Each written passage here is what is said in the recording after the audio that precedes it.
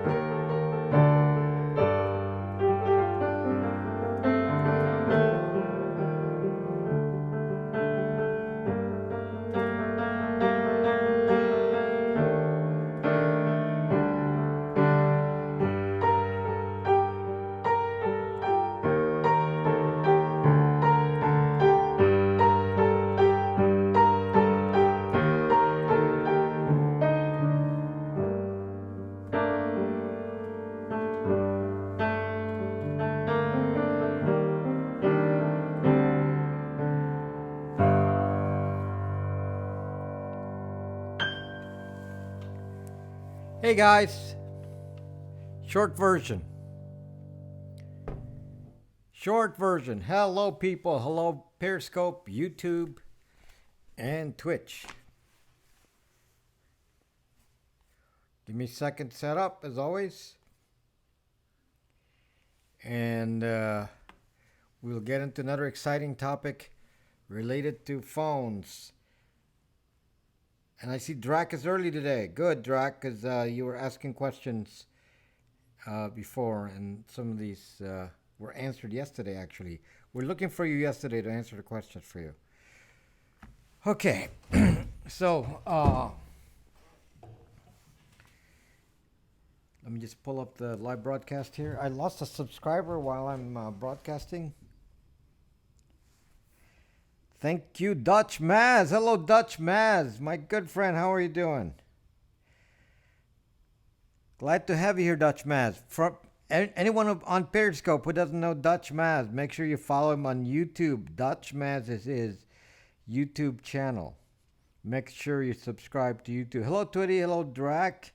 Entire Meyer, Eagle, Source, Aurora.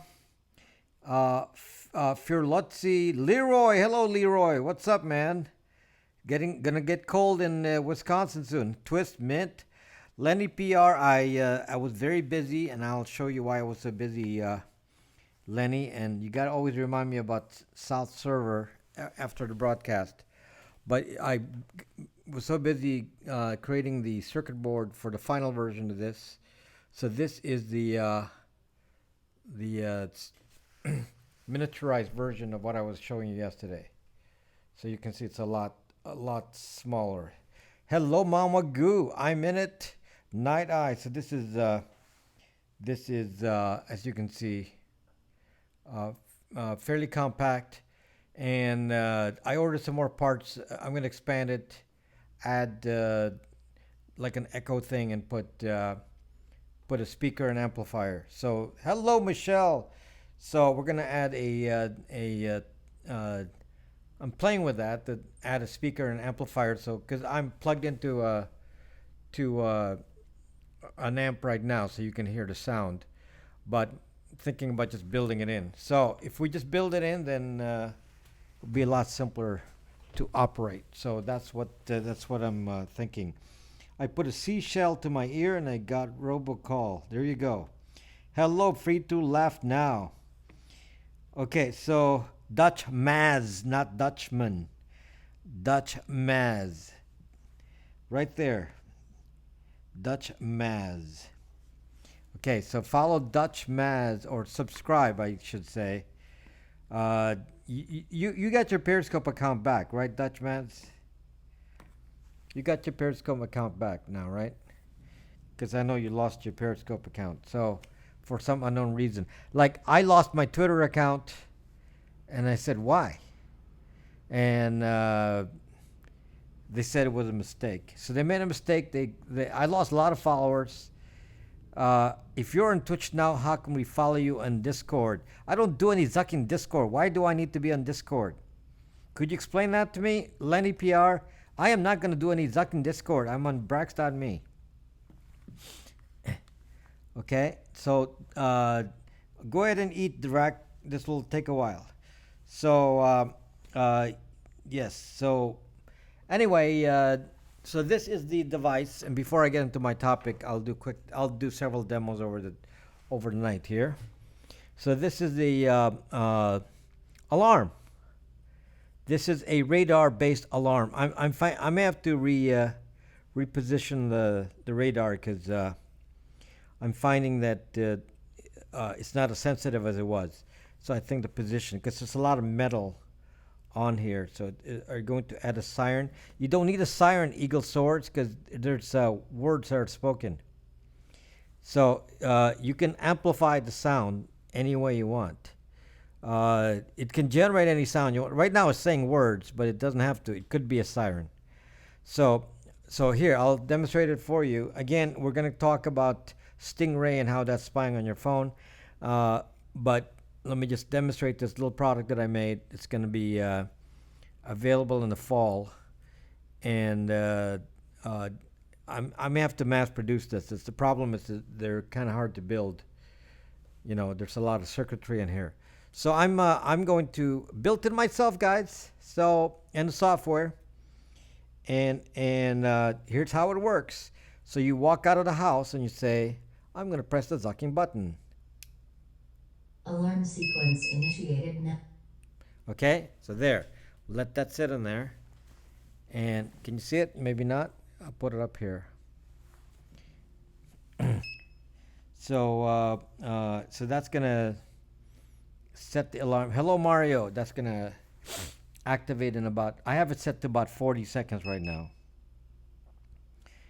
So that can change, but at the moment it's 40 seconds before it actually starts. So it gives you time to walk out. Okay, now just watch this. Okay, in 10 seconds it's going to start. Yeah, this is the new alarm. At least the circuitry. Alarm is active now. Okay, now I can't move because if I move, it's going to detect me. You can see the red light is lit, which means the alarm is active. And if I move position. Alarm. Police alert. Okay, so that's that immediately sends a notification on your phone, and it's part of a system with a camera as well. This is one of the units. The other unit sends video. There you can see the video there, and the red one there is the notification for the alarm. That one is a view on desktop, but you can see it on my mobile account here. Okay, so anyway, that's the plan. I don't need to take it to Shark Tank. I'm marketing it myself. So anyway, that's it. We'll do a few more demos of this as we go along, but just so you see how that's coming along. Looks pretty cool. Looks pretty cool. Thank you, Twitty. Thank you very much. As you can see, it's very tiny. We're gonna put it.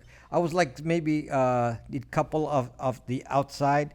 Yeah, I'm gonna make some portable ones for the outside as well. It'll be a different product. This one is indoors, and then we're gonna make a couple of outdoor ones plus the camera. So this is the camera system right there. So I showed you the camera. We're rebuilding the case right now. This you told you about Stingray and you swore it didn't exist almost 2 years ago. What the heck are you? Nikola Tesla again? Okay. You're making things up. Like the Stingray didn't exist. What kind of nonsense is that? It's on my Zucking website for 4 years. Stingray doesn't exist, but it's on the What the Zuck website for 4 Zucking years. Maybe you're not paying attention to me. Oh, come on. Come on. Don't talk nonsense, okay?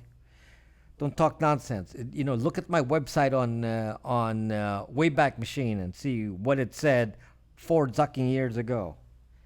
So it's been there. Thank you, Twitty. You are in Laguna Beach. Watch the replay. Okay, Twitty. Knowledge temps being.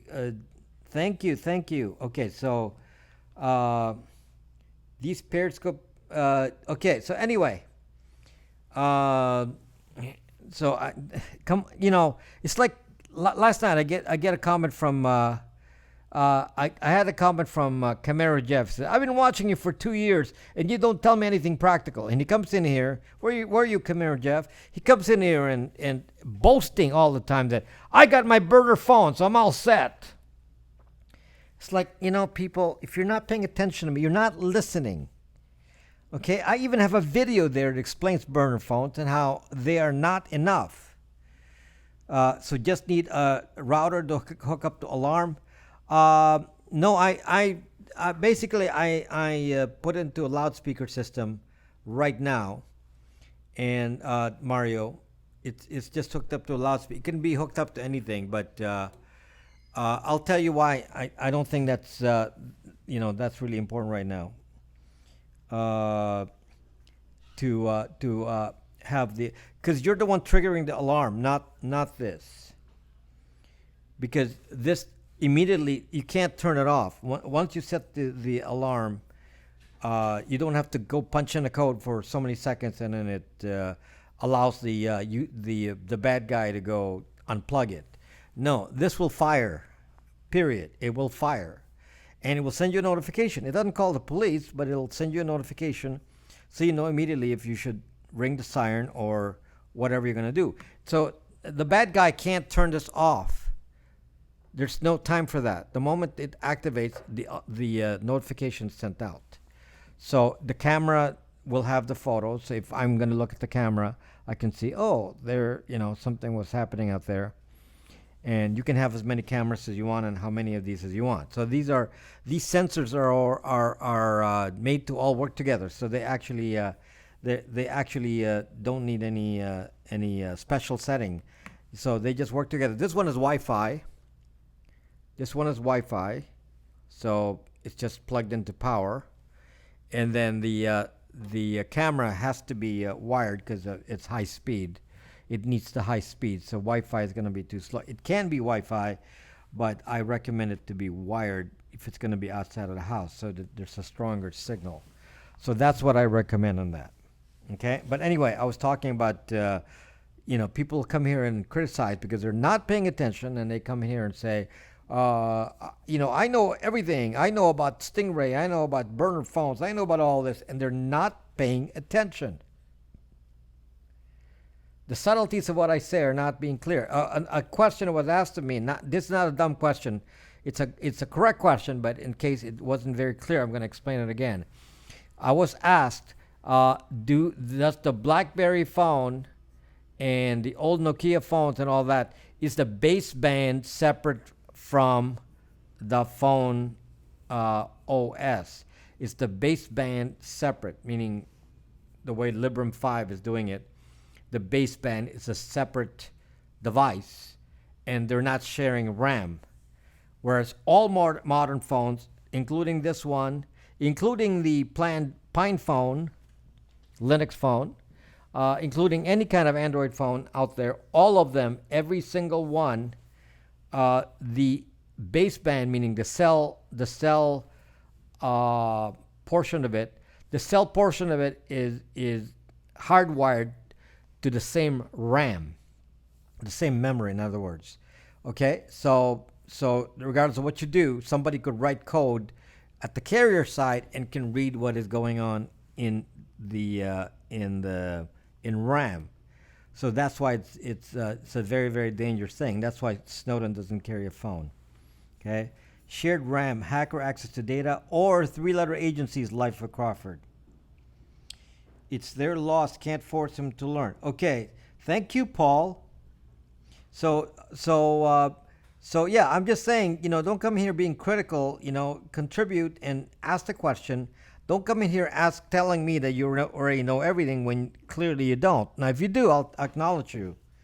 If you know everything, I'll say, oh yeah, you know everything already. But if you don't know everything, then don't criticize me and say I know more than you do, which some of these people do. They come in here and say, I know more than you do. I have a burner phone. Come and hack me. It's like, So you get a burner phone. All burner phones, by the way, are basically Android, and they have the baseband on the board. What happens when you have the cell baseband on the board? Then you basically can't turn the phone off. The battery's internal. You're kind of stuck. As long as you're using the phone, then the cell tower is continuously tracking you. Monkey man, I'm preparing to cut off your own head on live scope. Once I get 50 viewers. Okay. Fortunately, you will not get 50 viewers. So I guess it's not going to happen. Mystic Diana, my goodness, you've been gone. You've been gone. I haven't heard from you so long. So anyway, real people never pay attention. Periscope people never. Okay, so anyway, the information I passed on yesterday was very, very critical, and just to make sure we all understand.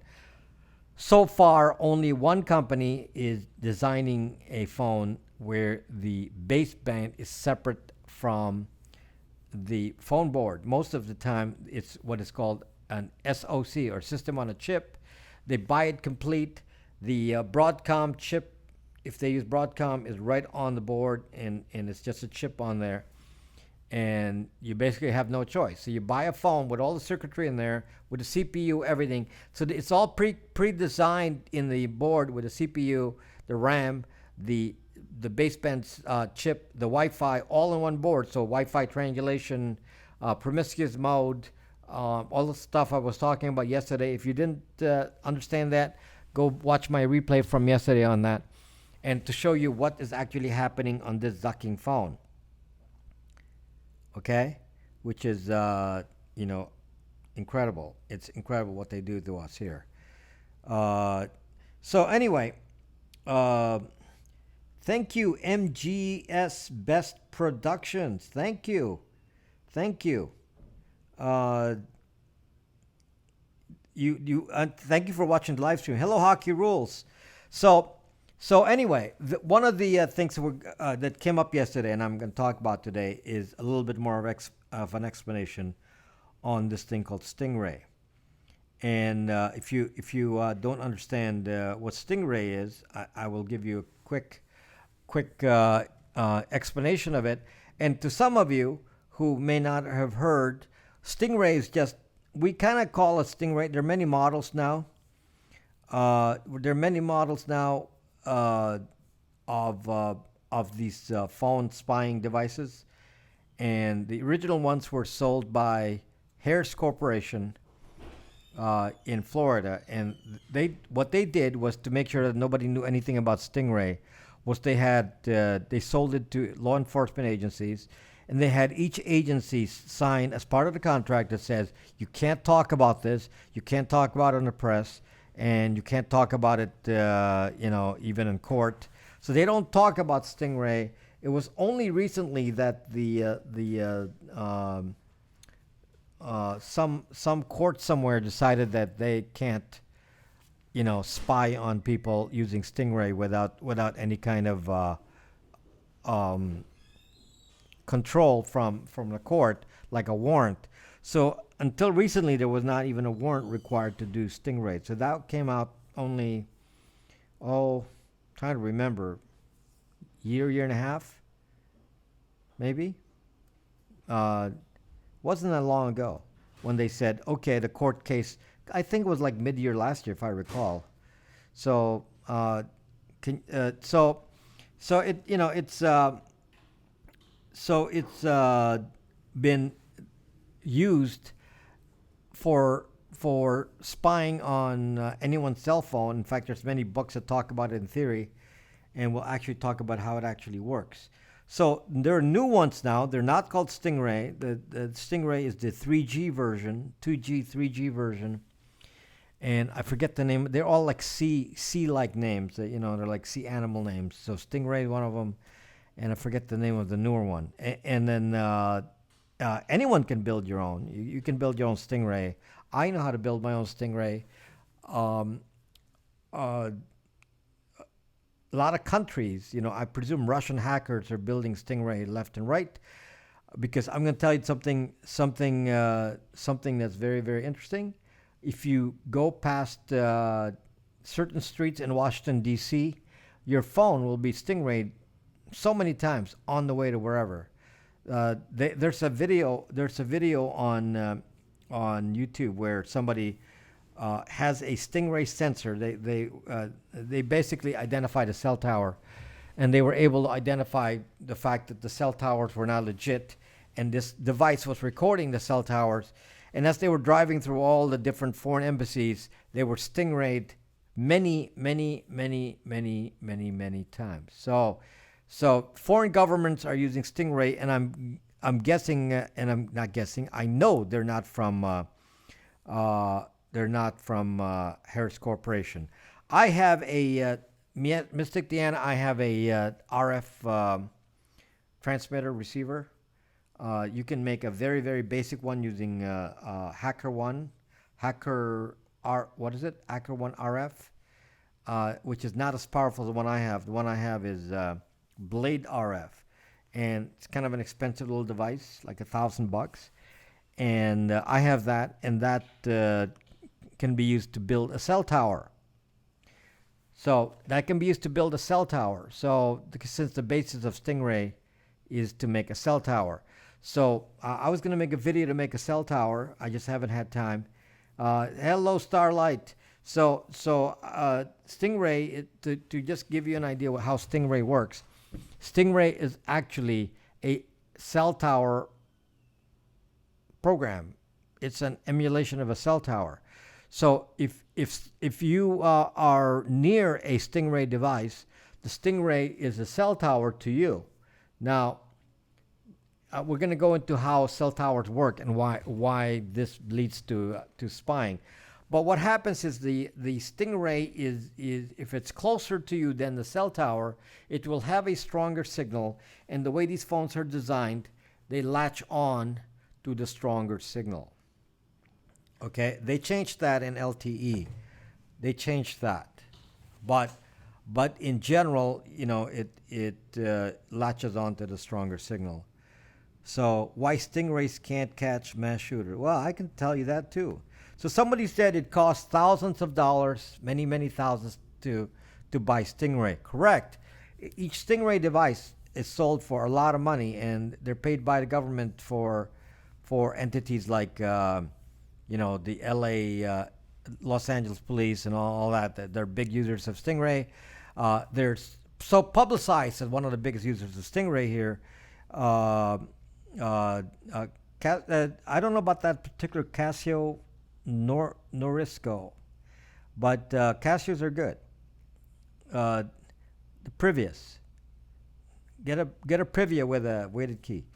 So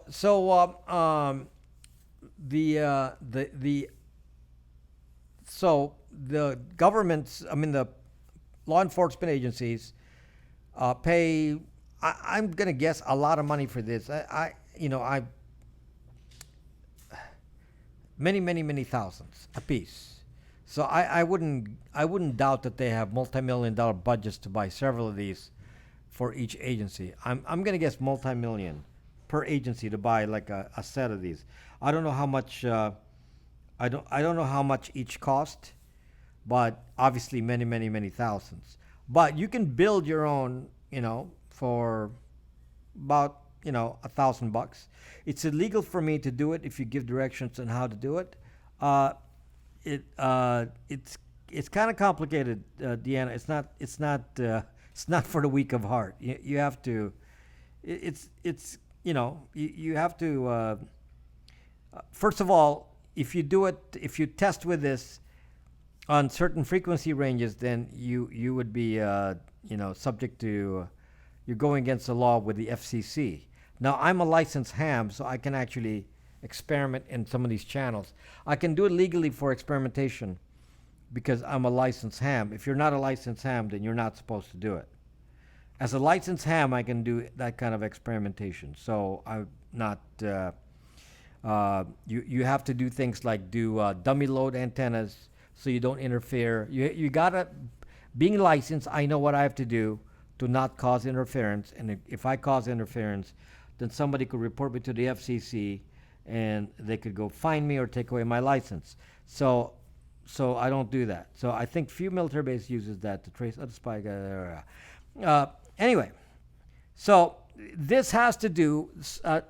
What do you call this? Stingray has to do with understanding how your phone works, how this connects to your carrier, and if you understand all that, then you understand how it works. Now, the interesting thing is that Stingray itself is I don't think you can I don't think you can TX, RX in cellular frequency bands. Actually, that's not true. I am the license extent. They're the primary users, but there's many open frequencies where you can emulate a cell tower near any one of those frequencies. Like in the U.S., the cell tower bands are in the 800 megahertz range, which is around the same area where you can do Wi-Fi and all that. So it's in the same area. So we as ham operators just have to know what frequency we can choose that is allowed for our experimentation, since ham people are experimenters, and we can do that. So that's legal for me, not legal for you, but legal for me, as long as I take the proper precautions. Okay? It's not something, and it's expensive to get all of it going. But I'm going to tell you exactly how it's done. I was actually going to make a video of it, but I just haven't had time, and I don't think people will actually, once I demonstrate it, they'll say, well, okay, so what? You made it build a cell tower, okay? So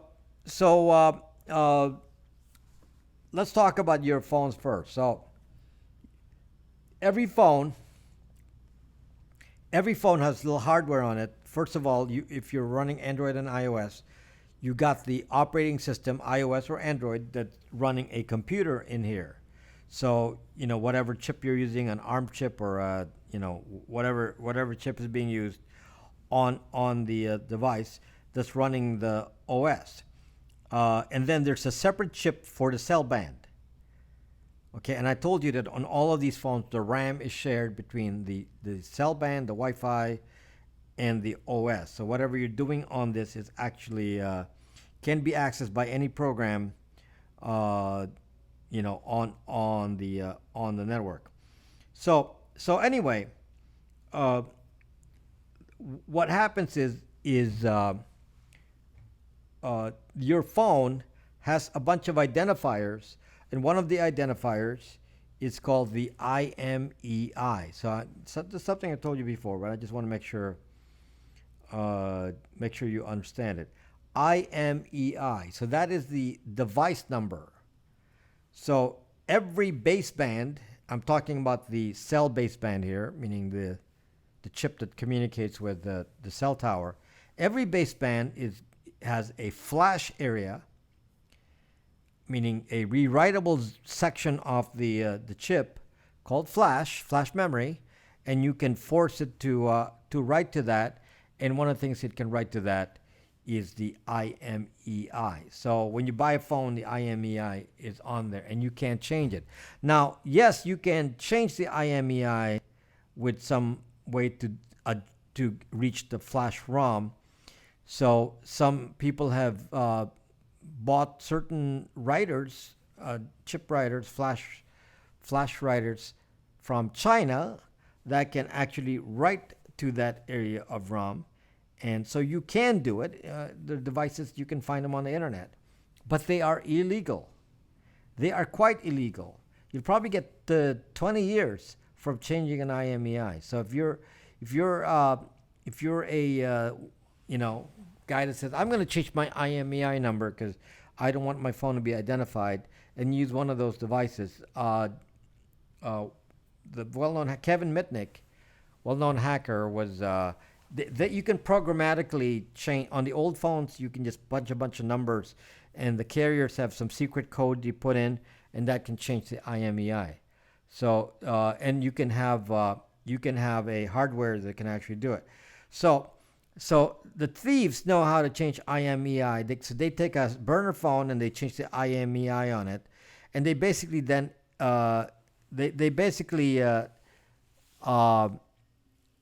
emulate another phone somewhere and use that phone's account to rack up charges for international calling. And that's what they were doing, is by changing the IMEI. Okay? So just so you understand what that means, the IMEI. Kevin Mitnick was, when Kevin Mitnick was arrested, they charged him with, multiple 20 years for manipulating the phone, because that's a federal felony to be changing stuff on the phone. And I believe he got 5 years. 5 years. So so if he actually served the time that he's supposed to, then it would have been 100 years or something. But he served 5, and he's now a consultant and makes money consulting in cybersecurity in the Los Angeles area. So he's around here somewhere. Okay, so do not yet. The cost is 20 years, Kelp. So do not manipulate your IMEI. So for most of us average people, you don't have any choice. This thing transmits the IMEI and the IMSI. So Librem 5, the new phone I've been talking about that I pre-ordered, that I'm excited to get. This phone, the Librem 5, they disconnected the OS from the carrier baseband. So basically, the carrier baseband is like its own MiFi. It's like it's a separate cell chip that's not even connected to the innards of the phone. So they're two separate things. So it's like the phone has a cell phone by itself, like a flip phone, and then the smartphone. That's how, then they fit that into a standard size phone. That's how the Librem 5 works. So a separate phone section and then a separate OS for accessing the internet. Okay, so and then the Wi-Fi is also separate. The Bluetooth is also separate. The Wi-Fi and the Bluetooth, I believe, are all on the same chip, and then the baseband is a separate chip, and then the rest of the phone with the processor is separate with the RAM on it. So that's how they've separated it. Now, because it's separate and they put a hardware switch, then the phone portion can be turned off, and the Wi-Fi portion can be turned off. So, in the way this would work in that case in Librem 5, not in the way your iPhone or your Android will work. No other device does this. As far as I know, no other device is planned to do this. Librem 5 is the only one to do this thing of a separate chip. So if you turn off the phone, you can be on Wi-Fi and doing things that you normally do on the internet. With the baseband off, you actually don't exist to the cell company. The cell tower doesn't see you. Nobody sees you. There's no broadcasting of your IMEI or your other identifier called IMSI. So that's not being broadcast at all. You can actually turn it off. which you cannot do on an iPhone or Android. On an iPhone or Android, the mere fact that it's on means that the cell tower can sense that this is present. So if you see you go to your phone and you see the little bars in there, the bars indicate that it found a cell tower. Okay, airplane mode has to do with Wi-Fi, and for those who did not listen to me yesterday or weren't here, let me explain that again. Airplane mode tells the Wi-Fi not to transmit. No Wi-Fi transmission. That's what that means. So your phone will not transmit. It's software, it's not hardware. So your OS will decide, I will not transmit any signal that will cause an RF on the transmission on the Wi-Fi, meaning I will not connect to Wi-Fi. If you connect to any Wi-Fi, that's a transmission. However, it doesn't stop it from receiving Wi-Fi. And that's one of the dangers, and that's what they use for tracking your phone, is that your device is always listening for any Wi-Fi's around you, and that causes this thing that is called Wi-Fi triangulation, and that was discussed in my video yesterday. So Wi-Fi triangulation cannot be turned off, and on the Librem 5, they have a hardware switch to turn off also the Wi-Fi. So now, we're going to segue from this to understand how this thing called Stingray works and how this connects to this talk about the phone, how it's used. So Stingray, just to give you an idea of what you could do. Let's say I'm tracking a drug dealer. Let's say I'm the police and I'm tracking a drug dealer. So the drug dealer is in his car and I'm following him in my car. The drug dealer has an Android, let's say. Mostly they put some of these tricks on Android. So, which is interesting, that they haven't really applied the same tricks on iOS that I've read. Maybe that's changed, but that's what I've been reading. It's mostly Android. So on the Android phone, what happens is they follow you around in the car, and in their car there's a suitcase that is a Stingray device, and it has a very strong signal, and they have a strong antenna, a lot of power from the car, and it's transmitting a cell tower signal from the back of the car. Okay, from the back of the car. So, or maybe in the back seat, somewhere. Or maybe it's a van. Maybe it's a white van. Whatever. Maybe it's a black Tahoe. Whatever the vehicle is, if they're transmitting Stingray, it's transmitting a cell tower nearer you than the cell tower itself. Because usually the cell tower is far away, like, maybe a mile, quarter mile, half a mile. And we're talking about being next to it. Famous Blatt. Hello, Famous Blatt. So you're right next to the drug dealer, and your drug dealer's phone does one thing.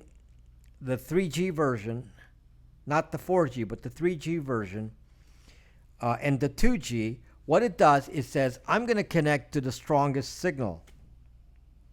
So even if it's connected already to a cell tower half a mile away, it finds a stronger signal. It actually disconnects from the stronger signal and disconnects from the original signal and latches on to the stronger signal. Geek, hello geek. Okay, whatever example I use, Kelp, what does it matter to you? So anyway, so the drug dealer's phone then switches to the Stingray of the law enforcement agency. Now, what can the law enforcement agency theoretically do? For one, it can be the man in the middle, and by that, it can be completely passive. It can do nothing other than route the traffic. So here's what happens. So you go to the cell tower, which is not the actual cell tower, it's actually Stingray, and then Stingray itself can connect to the real cell tower.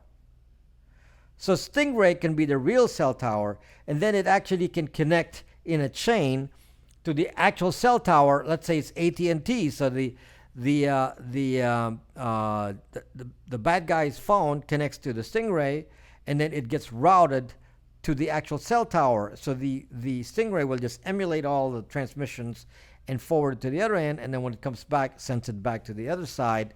So the user has no idea that they're actually being stingrayed. There's actually, when done right, these companies, I mean, these Harris Corporation and the people who do this, they're actually they have a contract with the AT&Ts and the T-Mobiles and all that they can route traffic from their Stingray back to. They can even route it through the internet. They don't have to route it through the tower. They can route it through the internet and then and go directly to the carrier and handle it like they were a base station. So that's how that works.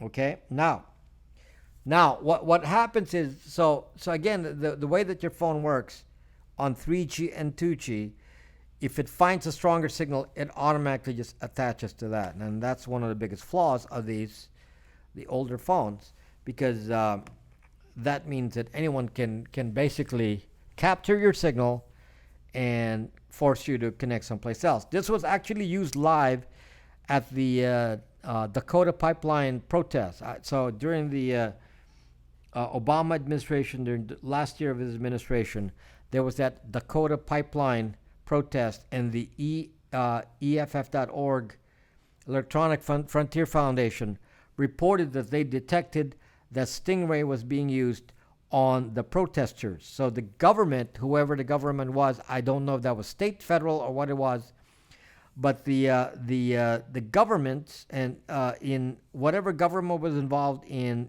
the Dakota pipeline actually turned on Stingray and started spying on all of the people using cell phones while they were at the protest at the Dakota pipeline. So if you understand that protest, it was something about Native American grave sites or something in the area of the pipeline, something like that. So anyway, you're back, Twitty. So they actually spied on the people with a cell phone. So any of us, not just criminals and not just the drug dealer, but any of us can actually be subject to the Stingray attack. Here's the other thing that is very interesting. Stingray doesn't discriminate. So if they're trying to capture the signal of a particular person, and there's signals out there, so you are the Stingray. You have a Stingray device, and there could be 5 phones nearby that are being used. 5 phones. Well, those 5 phones are going to connect to the Stingray. Those 5 phones are going to connect to the Stingray, even if you're not doing anything wrong and you're not even connected to the bad guy.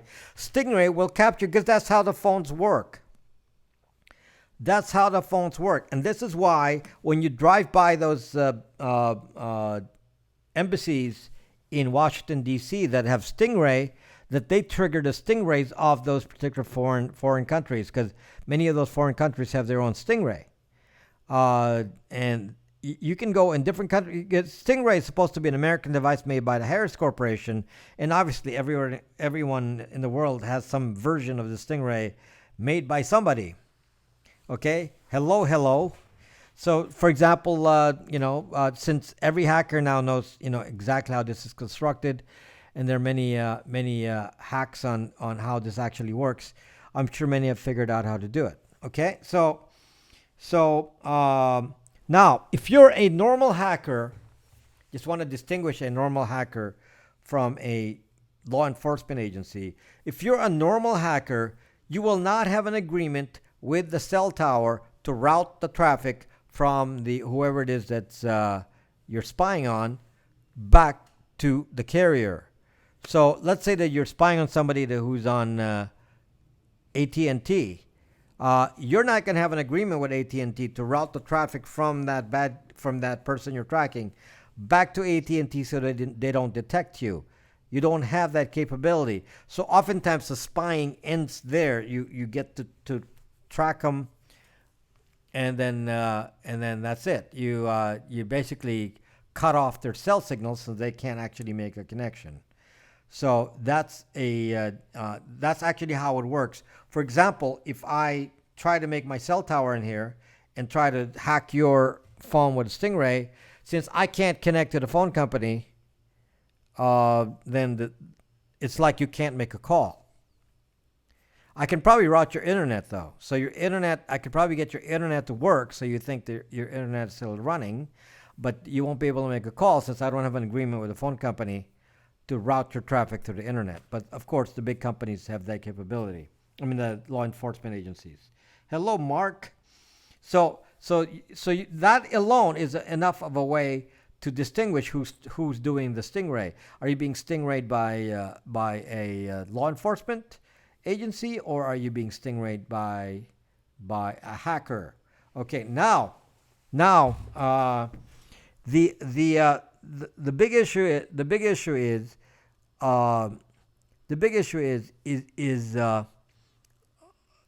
again, who is the party that you're afraid of here? The biggest issue that I'm trying to say is that even if you are an innocent person, hello Subaru gal,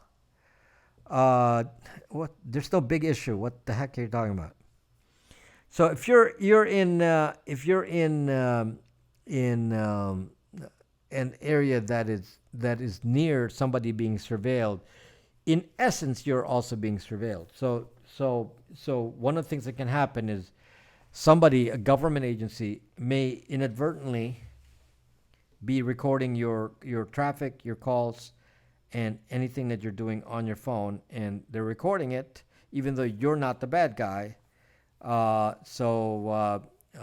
you said 10 times there was a big issue and I couldn't quite figure it out. I've lost context, maybe because there was a hello, tweet this babe. I'm lost context now with the question. So get what you want to get from it. If you don't want to get anything from it, that's up to you as well. Okay, hello, Mark, GM. Okay, so again, anyone can be exposed to Stingray. It's not limited to bad guys. It's simply in the presence of Stingray.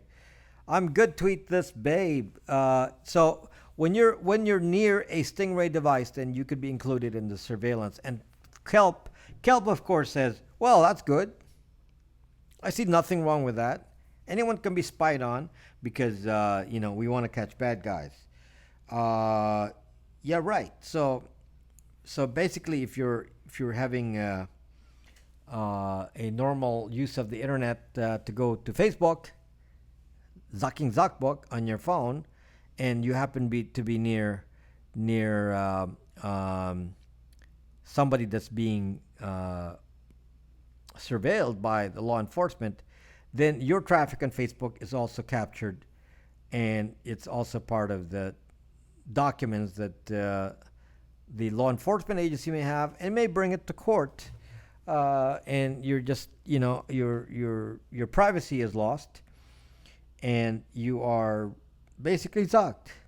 And Kelp says, well, that's a price to pay for for catching the bad guys that we all need to be spied on. So that's one of the evils of this thing called Stingray. Now I'm going to tell you exactly how this works so that you understand if it's actually happening, and how about in modern times, and how about 5G, 4G, and so on. Okay, so anyway,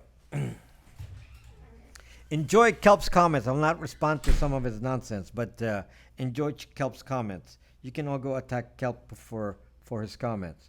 So when you want to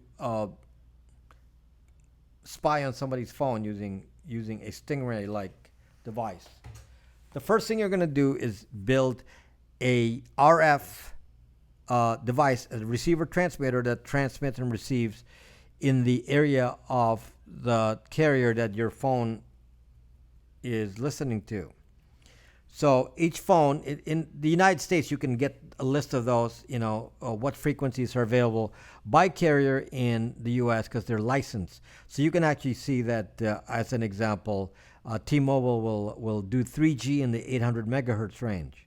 So you say, oh, I know they're in the 800 megahertz range. So if I'm going to do 3G and track 3G users, I'm going to go listen in on the 800 megahertz range. So then you go into that signal, and what actually happens is the first thing that happens on a phone is it negotiates to see if there's any cell tower listening, and then the cell tower responds, "Yes, I'm here. I'm a cell tower."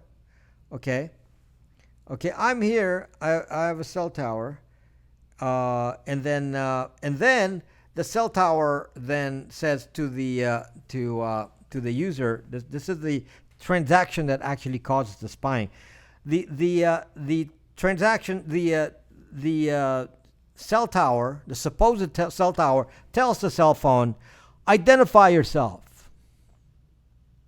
So your phone says, "Oh yes, I am IMSI code 12345. That's who I am. I'm IMSI 12345."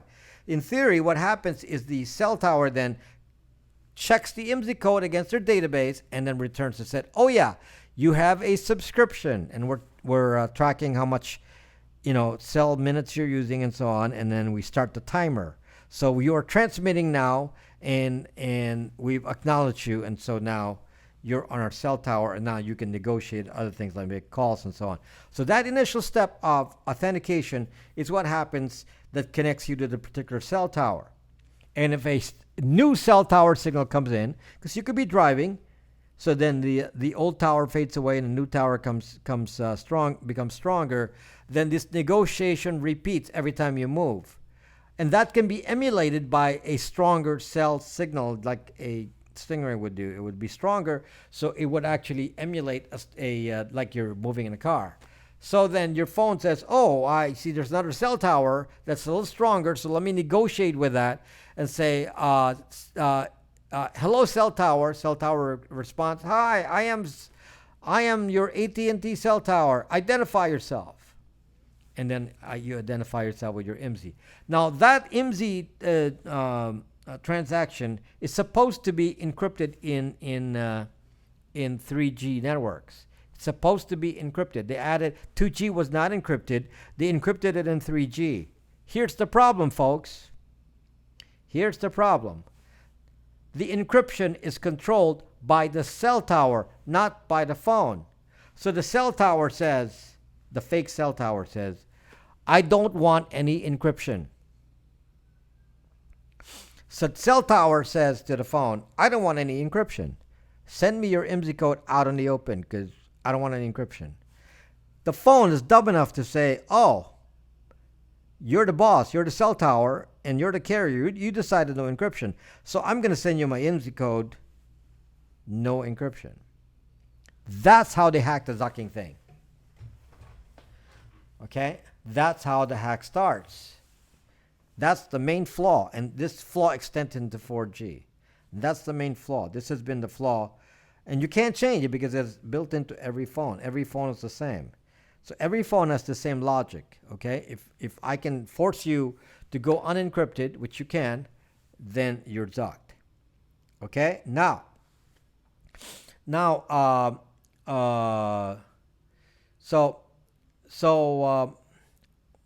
I'm trying to think about what I'm going to focus on next here. So if I want to attack somebody, what I need is the IMSI. Okay, the IMSI. So the IMSI, the IMSI is the unique identifier of the phone. So this phone has a unique IMSI. The IMSI is your subscription to the plan. So every time that you are in the presence of a cell tower, your IMSI is recorded by the carrier network to say, "We found such and such a user on cell tower 1. And he's switched over to cell tower 2. Oh, he's now in cell tower 3. So that's the way that works. So that can kind of find out a general area of where you are. Now, at the moment, with the current setup of 3G, 4G networks, you can only be identified location-wise using this technique, using cell towers. So it's not very precise. It's not very precise. However, if you cross from cell tower 1 to cell tower 2, that will narrow it down because you just crossed a boundary. So they'll say, "Oh, we can triangulate you. Your signal is stronger on cell tower 1. but you're still near cell tower 2. Therefore, we can triangulate you somewhere in between. So that's how you can actually be traced roughly with the IMSI. However, that's not the way that you're actually tracked when they're doing Stingray. Stingray is done by tracking you nearby. So you're going to have to be under active surveillance. GTAB in 5G, it's a different story. But in 3G and 4G, no. Okay, so it's well, a cell tower has many elements, so you can be on, if there's 4 cell tower things on a mast, then you could be connected to a particular one of them, which can identify a specific sector. Yes. Okay. No Starlight. No. You can use a phone. You're being traced. Kelp has never been unbraxed. Enlighten up. Okay, how do you get under active surveillance? So if the in the case of was it Michael Cohen? Is that it was Cohen? When Trump's Cohen. The I forget all these names now, but I actually saw the warrant and the specific device that they used to get a warrant to track Cohen in Washington D.C. So they actually found his location. They know his location. He was staying at a hotel, and they actually went to the judge. The judge approved, and then saw I read the entire document that says that they wanted a warrant. This was after they're now requiring warrants for doing that. So and you can see the document, and that's when I found out that there was another device they're using, not Stingray itself. They're using a more modern one. So knowing where Cohen was, they were able to then do Stingray because they knew where he was staying. Okay, so then they stated there what their intent was, what they wanted to capture. So what can you capture with Stingray, or a Stingray-like device? And I'll explain 4G in a moment because 3G is a little bit different than 4G. Stingray can capture your cell phone call, so they can listen into the cell traffic. So if you're making a call, they can listen into everything you're saying. So if you're within range of a Stingray, the Stingray device is able then to say, okay, I can hear the voice traffic going back and forth. So that's A. They can read your text. So if you've been Stingrayed, then they can read all text going back and forth. If they're using, if you're using the internet, then obviously you have a man in the middle. Okay, so they can watch your internet traffic and say, oh, he's going to Facebook. Oh, he's going to such and such. So doing other tricks that you can do, and one of the tricks that you can do on a phone, which I told you yesterday, is to trigger what is called a carrier update. So that is one of the things that they can do with Stingray, is they can trigger a carrier update. And let me just again explain what the carrier update is. I tried to explain it to you yesterday, but let me just explain it again. Your carrier baseband, meaning the cell chip, the cell communications chip, is built into the motherboard of your phone. So it's sharing space with your phone.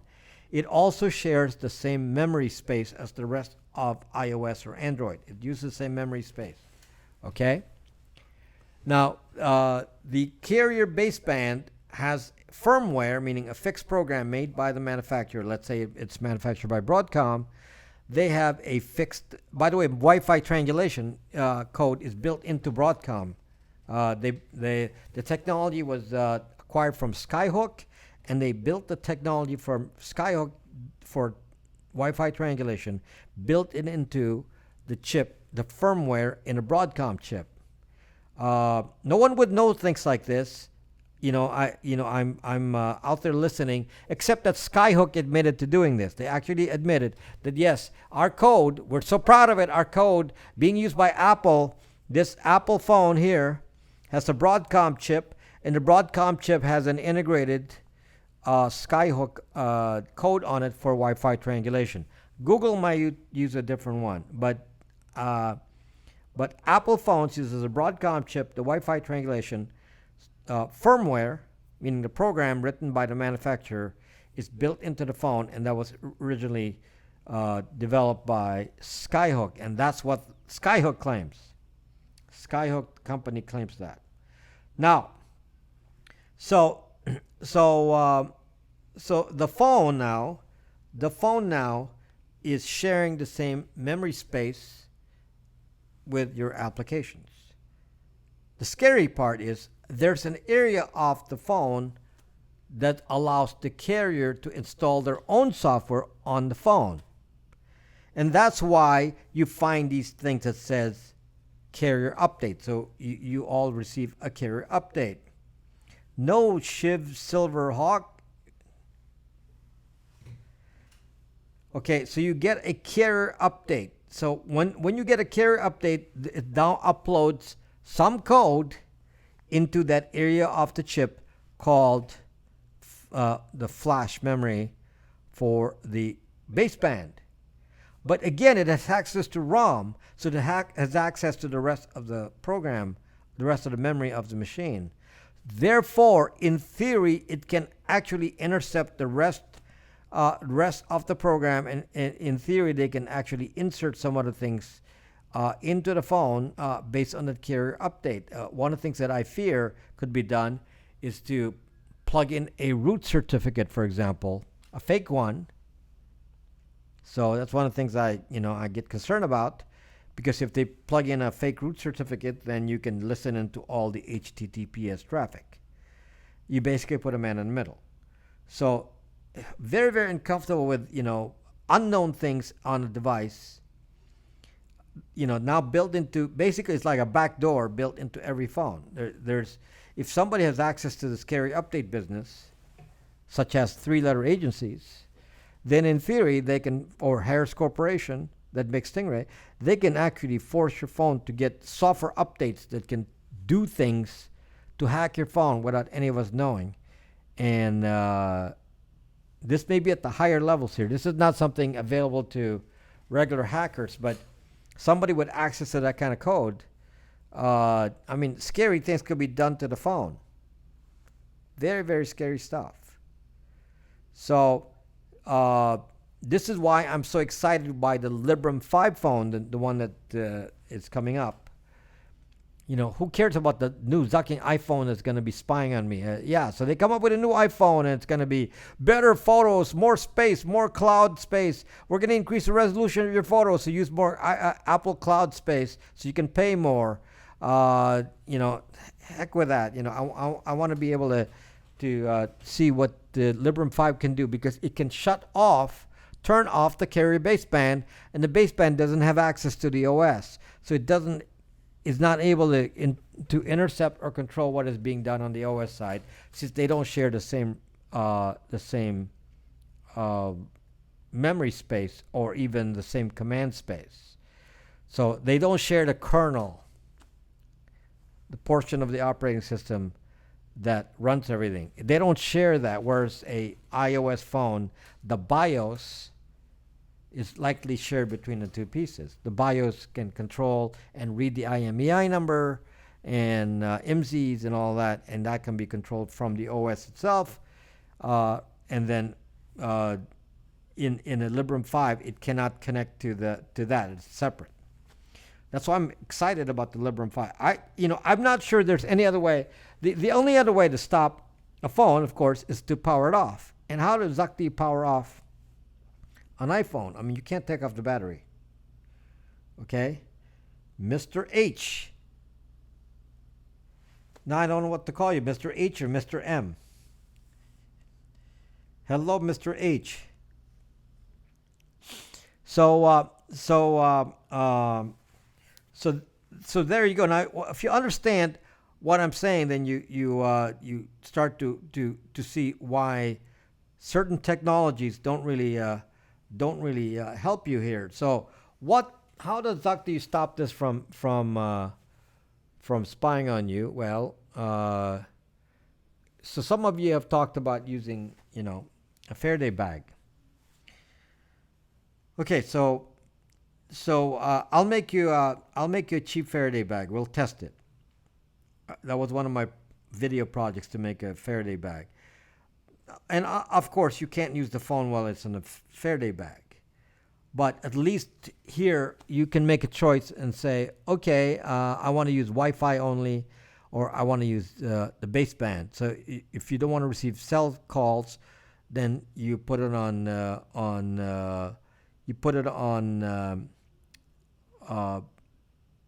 you turn off the baseband, and then maybe turn on the Wi-Fi. So if you're in an area with Wi-Fi, then you can still receive signal. But if you turn on Wi-Fi, you're being triangulated. Location is being triangulated, and you can turn off Wi-Fi and then turn on the GPS. There's some issues here you got to be aware of, okay? Because the hardware switches, if you're not understanding what the technology is, you don't understand that you can be tracked with motion sensors, GPS, Wi-Fi, and cell. All of those track you. And camera. Because they actually have programs now that can look at your surroundings, and they can actually predict where you are. They can look at the interior of your house and say, that is a California house. They actually have logic for that now. So, okay, Mr. H. So we got Mr. H. Okay, the replicant team from those back doors in the Galaxy phone baseband processor. So how far are we behind China? We are not behind China. We are ahead of China. And let me just tell you some of the absolutely scary facts. China, which as you know has social scores, tracking facial recognition for people, and you say, well, the Chinese government is like, this is really 1984 in China. This is really bad. And the sad part is, in the U.S., we have Amazon Alexa Echo listening to every conversation. We got facial recognition, basically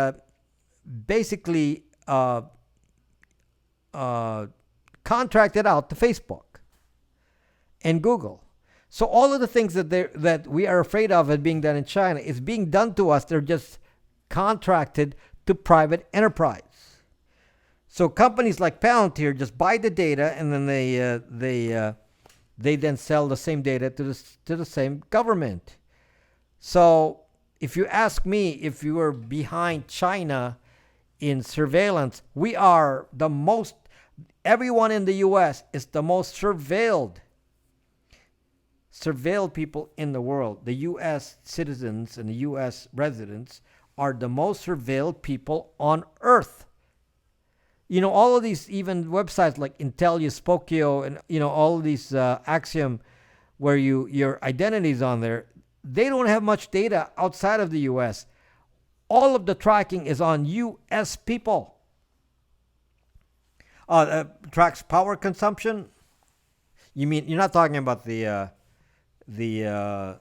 wireless sensor for your powers, the power meter, right? Are you talking about sensing it on the phone? They have a sensor that will actually isolate who's in the house based on how you obstruct Wi-Fi. So it's like your body, as you move around the house, so somebody can actually track RF in your house and say, kind of like infrared, and say how many people are in the house and so on. They can do that now from Wi-Fi. And I don't mean active Wi-Fi. I mean existing Wi-Fi. So you actually have a router. So there's Wi-Fi RF waves in here, and they track the RF waves, and then they are able to do that. I would argue UK residents are subject to more. UK residents are subject to more cameras. UK residents have more cameras on the street, but they don't have the same number of Alexa Echo in the UK as they do in the US. So in certain things, we are way beyond anyone in the world, especially with Alexa Echo. Don't ever buy an Alexa Echo device. Don't ever buy a Ring device. If you want a security system, use mine. Okay, here's a demo of my security system. Okay, this would be the equivalent of a security. This is not the camera one, but this is the sensor. So this is all you have to do to run this particular device. It's not on the case yet, but this is a complete circuit here. But Alarm sequence initiated now. okay, so we'll just wait for that to activate. Alexa just warned me of what you said. Okay, so that's going to trigger the alarm on, and yeah. So these this device cannot be controlled over the internet. There, somebody in China can't go control it. Software is made in the U.S. by me, so no one's going to be spying on anyone here. There's no way to actually access the device. Alarm is active now. Okay, so now if I move, the alarm is going to go. So I'm going to keep my body still, and the red light is on the device. You can't see the red light, but it's lit. So okay, now I'm going to pick up the device, and you can see it's going to fire up the alarm. Alarm. Police alert. Okay, and we can customize the message. It can be a bell, it can be a siren, it can be anything. I just said police alert gets scarier. If a thief comes into my house and it's telling me that it's calling the police, that's probably more scary than the siren. So they gave your daughter Alexa free at school.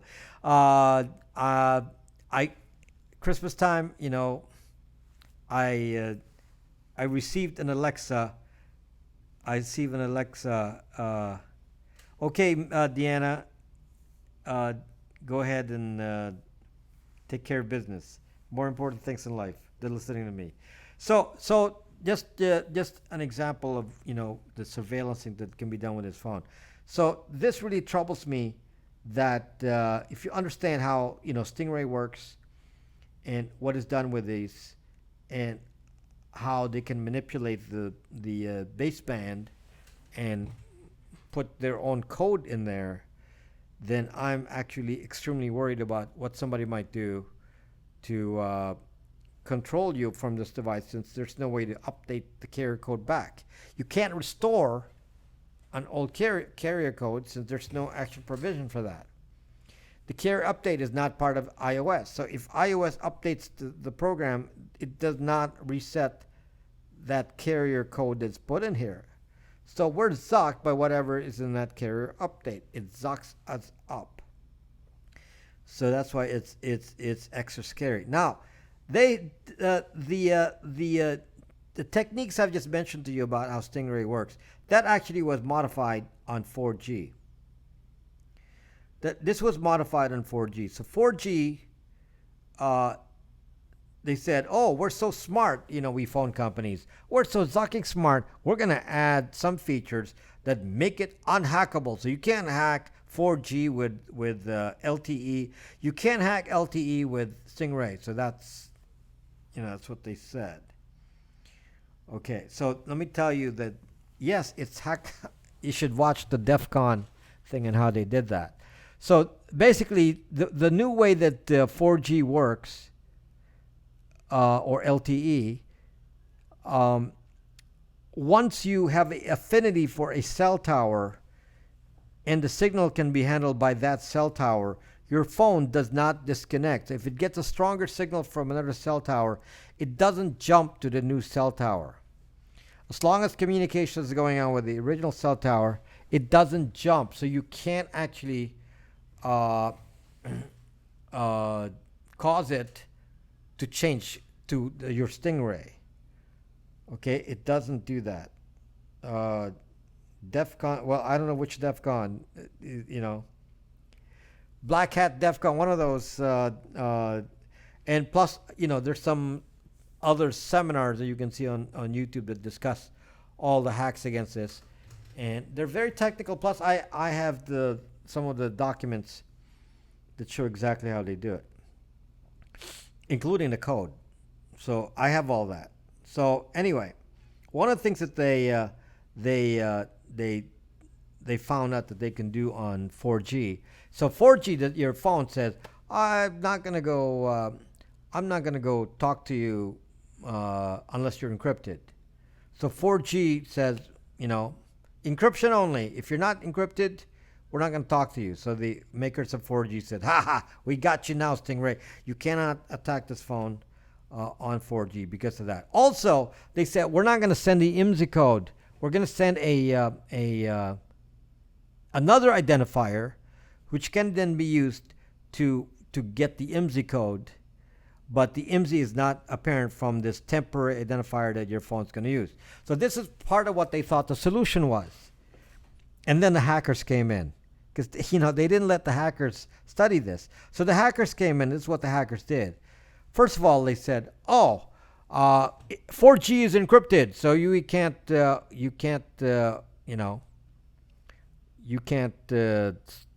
talk to us unless you're in encrypted mode. So guess what the hackers did? We'll send a interference. Will interfere with the 4G frequency range, which is in the 900 to 1200 range of Wi-Fi of gigahertz, and send a. So this is what they will do to your phone to do the same thing they did before. All they have to do is block your RF. Just give you a bunch of noise in the 4G range. If they're closer to you, they can do that. They can send you a bunch of noise in the frequency, and then your phone will say, "Well, I can't talk in 4G," so then it downgrades to 3G. So now your phone downgrades to 3G. Suddenly, cell tower appears. Cell tower here. Please turn off your encryption. Because now you're in 3G, so the 3G standard gets into effect. And so now all the 4G encryption doesn't matter anymore because they just forced you down to 3G.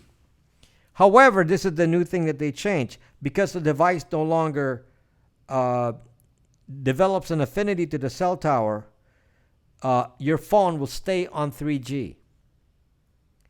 It will stay on 3G. So if you look at your phone and it's stuck on 3G, if your phone is stuck on 3G, it means that somebody put in interference in the 4G range, and your phone downgraded to the 3G, and now you're stuck there. And that usually is a sign that you've been stingrayed. Okay. So if you look at your phone and it's suddenly in an area that normally gets 4G, you're on 3G, that is a sign because of this particular hack I'm talking about. So watch your phone and you say, why is it always on 3G here? That means you got into and I told you some of this could be passive. You may not be the guy that they're targeting, guy or gal they're targeting. Because if you're near somebody, so you're at a mall and the one they're surveilling, let's say Snowden was running around in the neighborhood. Let's say you're in Russia and Snowden is nearby and he had a phone. Snowden doesn't carry a phone for this reason. So let's say that Snowden is in the area and they want to track his phone. Then they'll stingray the whole area and you could be caught in that dragnet, so to speak. So any one of you is susceptible to being stingrayed, even though you yourself are not the target. So this is why this is very disturbing to privacy, very, very disturbing, because they can actually do this, guys. In case you didn't know this, they're searching for a particular phone. It's a IMSI. They're searching for an IMSI. How do you search for a particular IMSI? I told you before how this is done. The way this is done is they say which cell tower are you near? And if you're near a cell tower, then they'll say, oh, yeah, there you are. You reported to the cell tower. Did you know that they could do that by having a moving cell tower? Now, how do you do this? The CIA actually has an airplane. They actually use this they use this in the Middle East. You know, something really, you almost think that there's some active surveillance going on. If you mention three-letter agencies, the signal drops. I mean, why does it happen exactly to when I mention a three-letter agency and the signal drops? Could someone explain that to me?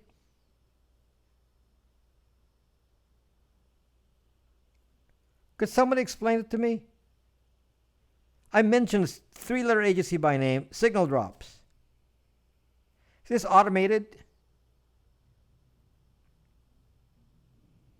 Is that automated? My goodness. Right when I said the three-letter agency name, the thing just started blocking.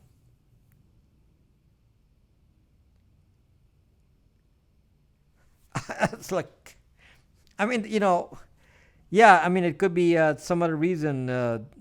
Somebody will say, oh, it's my Wi-Fi. I'm not on Wi-Fi, I'm wired. I can get any number of other reasons, but why is it when I talk about certain topics, why does it happen exactly at that moment? It's, I guess they don't want me to talk about it.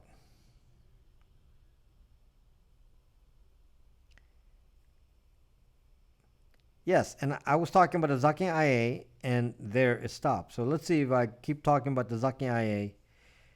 It's probably automated if they're not looking for I may have to say the actual letters instead of Zucking IA. Okay, I mean it's weird. So they see the output on the internet and say, okay, we heard this. Let's block that IP address. Let's block the transmission from that IP address. Whoa, exciting. Exciting stuff.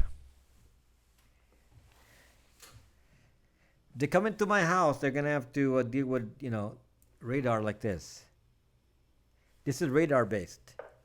This is a radar device, so it's not based on infrared. Can work in the dark. Alarm sequence initiated now. This thing is radar detector. It's radar detection. So it can detect any kind of movement. So crazy. This is really, really crazy. So anyway, what I was saying is that somewhere in the Middle East, they actually flew a cell tower, a Stingray, on an airplane to blanket an area, and so from there your phones will report the IMSI to the cell tower, so they can locate you by airplane. The airplane has to just go fly back and forth and say, Alarm is active now. Alarm. Police alert. okay, so the device. So if they don't know where you are and they want to pinpoint you exactly, all they do is fly an airplane over the sky, as one of those slow-moving, small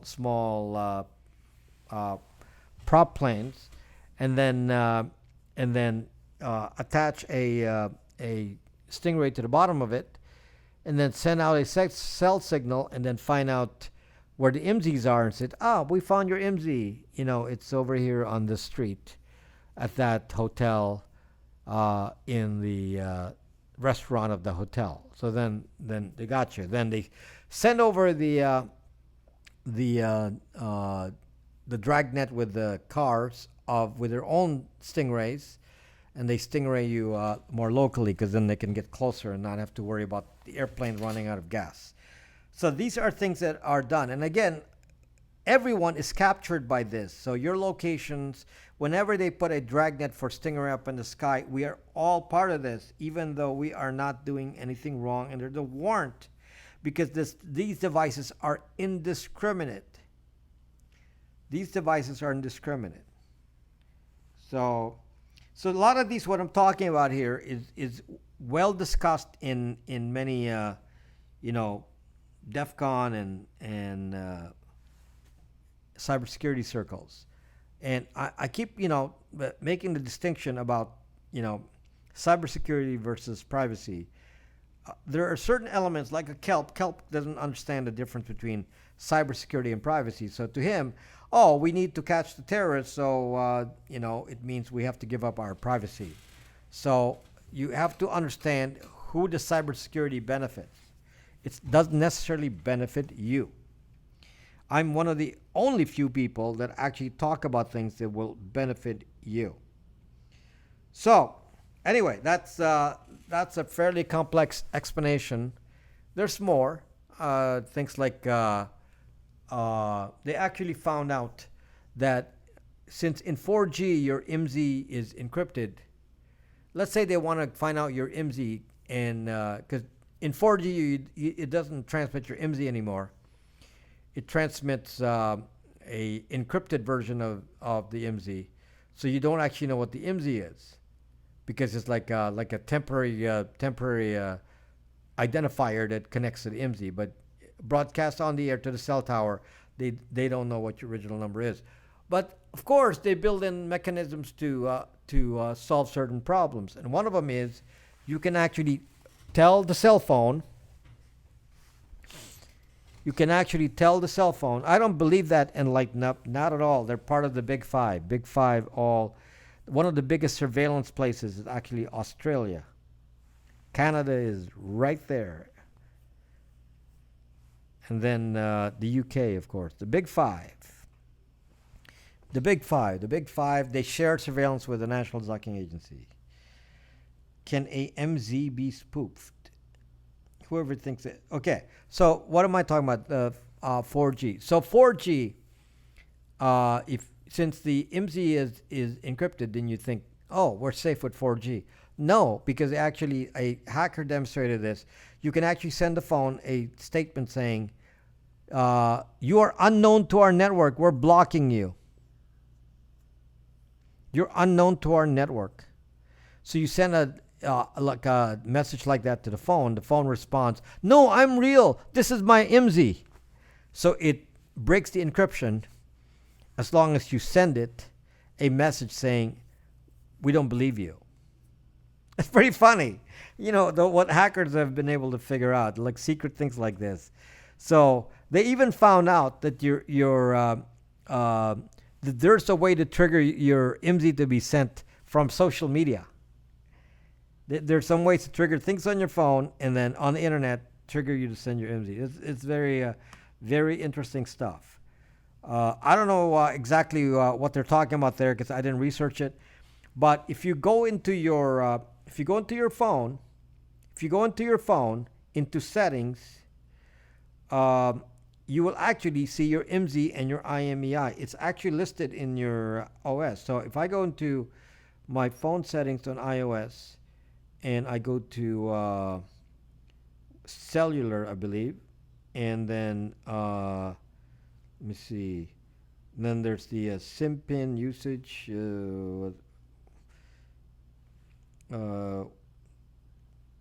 Somewhere in here, there will be the data for my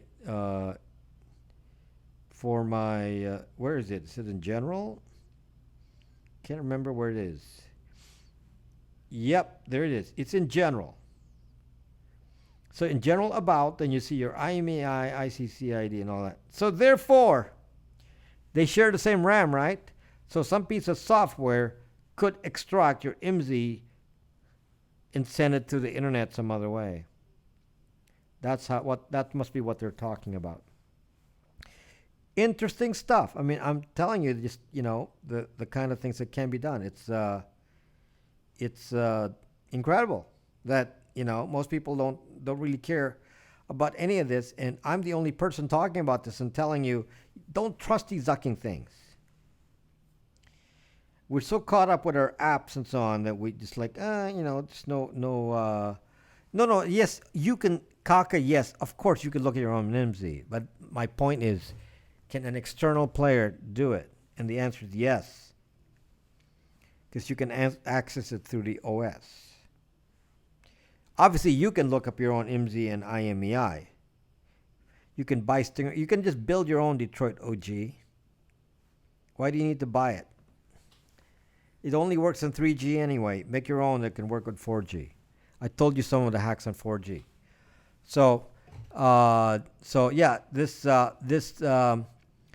Chinese hacker hacked 4G and wrote a book about it, and I got the book. I got the book. So then that's why I can tell you the exact technique because I read the book.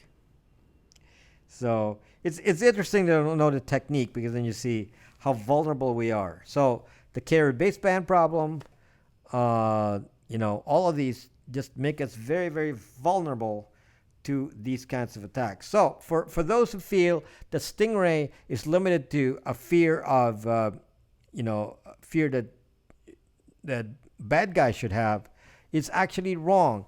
Any one of us should fear the fact that data is being collected about us, our private conversations, if we're even near a dragnet involving Stingray. So we may not ourselves be the target, but somebody's collecting that data. In theory, they're supposed to exclude that in any court proceedings, but they have the data.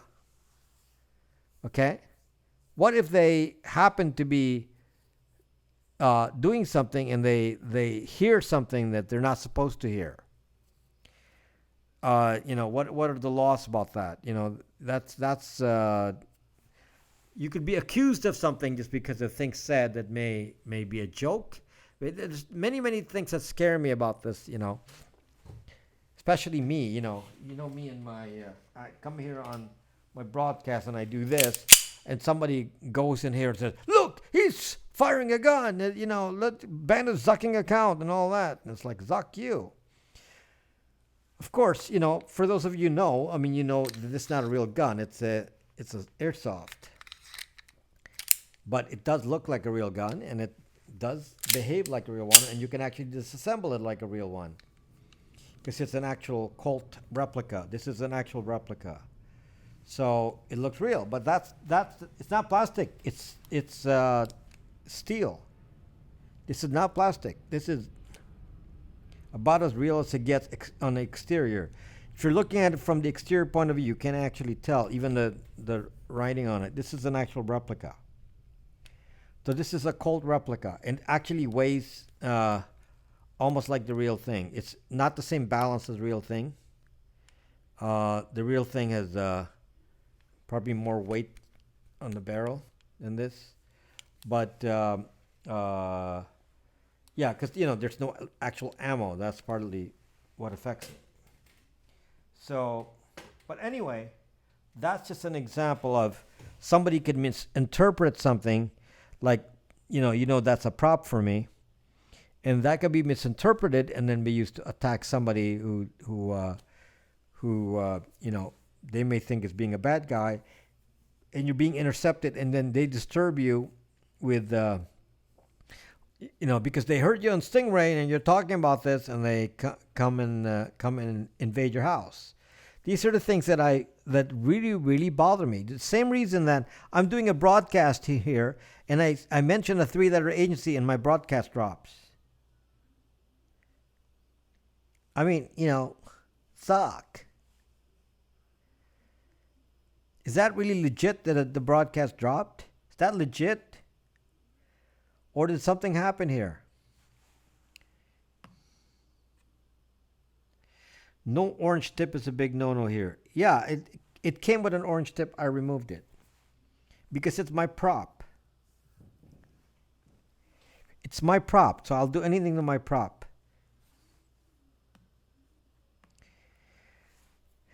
Yeah, that's a Detroit OG. Let me repeat. Let me support him because I've said this many times.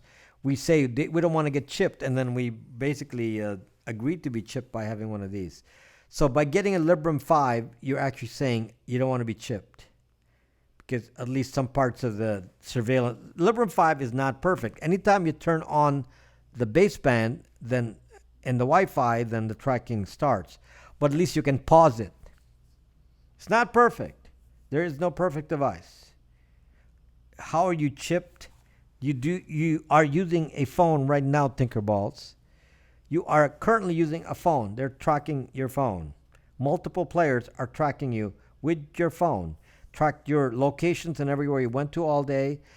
Tracking your what you're saying here on Periscope. Tracking. Yes. So Apple's tracking you with Find My Phone, and you can't turn that off. So all of that, don't take it out of your house. So my plan is to get a Librem 5. That when if I leave the house, I have a Librem 5, and then I'm gonna use this for development because I don't really. Yes, Tinkerballs, please listen to me. I've repeated that 10 million times. Airplane mode doesn't do anything. It will track you just as well with airplane mode as with not. So airplane mode, just watch my videos, Tinker. If you don't watch my videos, then you're not going to know what I'm talking about. Watch my videos. If you're all on Periscope, you don't know what I'm talking about, watch my videos on YouTube. There's a lot of them. Will facial recognition soon have an online, as online, we already have that. Let's get cyber smart together. Thank you, Twitty. Thank you. Please watch my video, guys. Some of you are asking me questions that are answered in videos, quick videos. Some of these videos are, 10 minutes long. 10 minutes long, and you get all the information you want. Okay, I pre-ordered my Librem 5. I hear Twitty pre-ordered Librem 5, even though we don't even know if this thing is going to work. But it will work enough that we will like it. If it even works to a fraction of what I expect, it'll be fine. It has internet access. I can turn off the baseband, can turn on the Wi-Fi. And it has texting and all that. It's a normal size phone. It will be enough. So somebody will say, but it doesn't have Waze on it, and I can't run Periscope. It's like, Zuck. Who zucking cares? Okay, you can watch YouTube on it. Yes, you will not be able to live stream on it. Big deal. Don't use it for live streaming. Thank you, Twitty. Thank you for your support. Thank you. Yes, please appreciate it. People who give. Yes, I'm sure you can, Tinkerballs. For those of you who are, on Periscope, and you are giving super hearts and things, I really, really appreciate it. If you're on YouTube and giving super chat, thank you so much. Thank you, Twitty. Thank you. Was it Eagle Source that gave some as well? So I appreciate all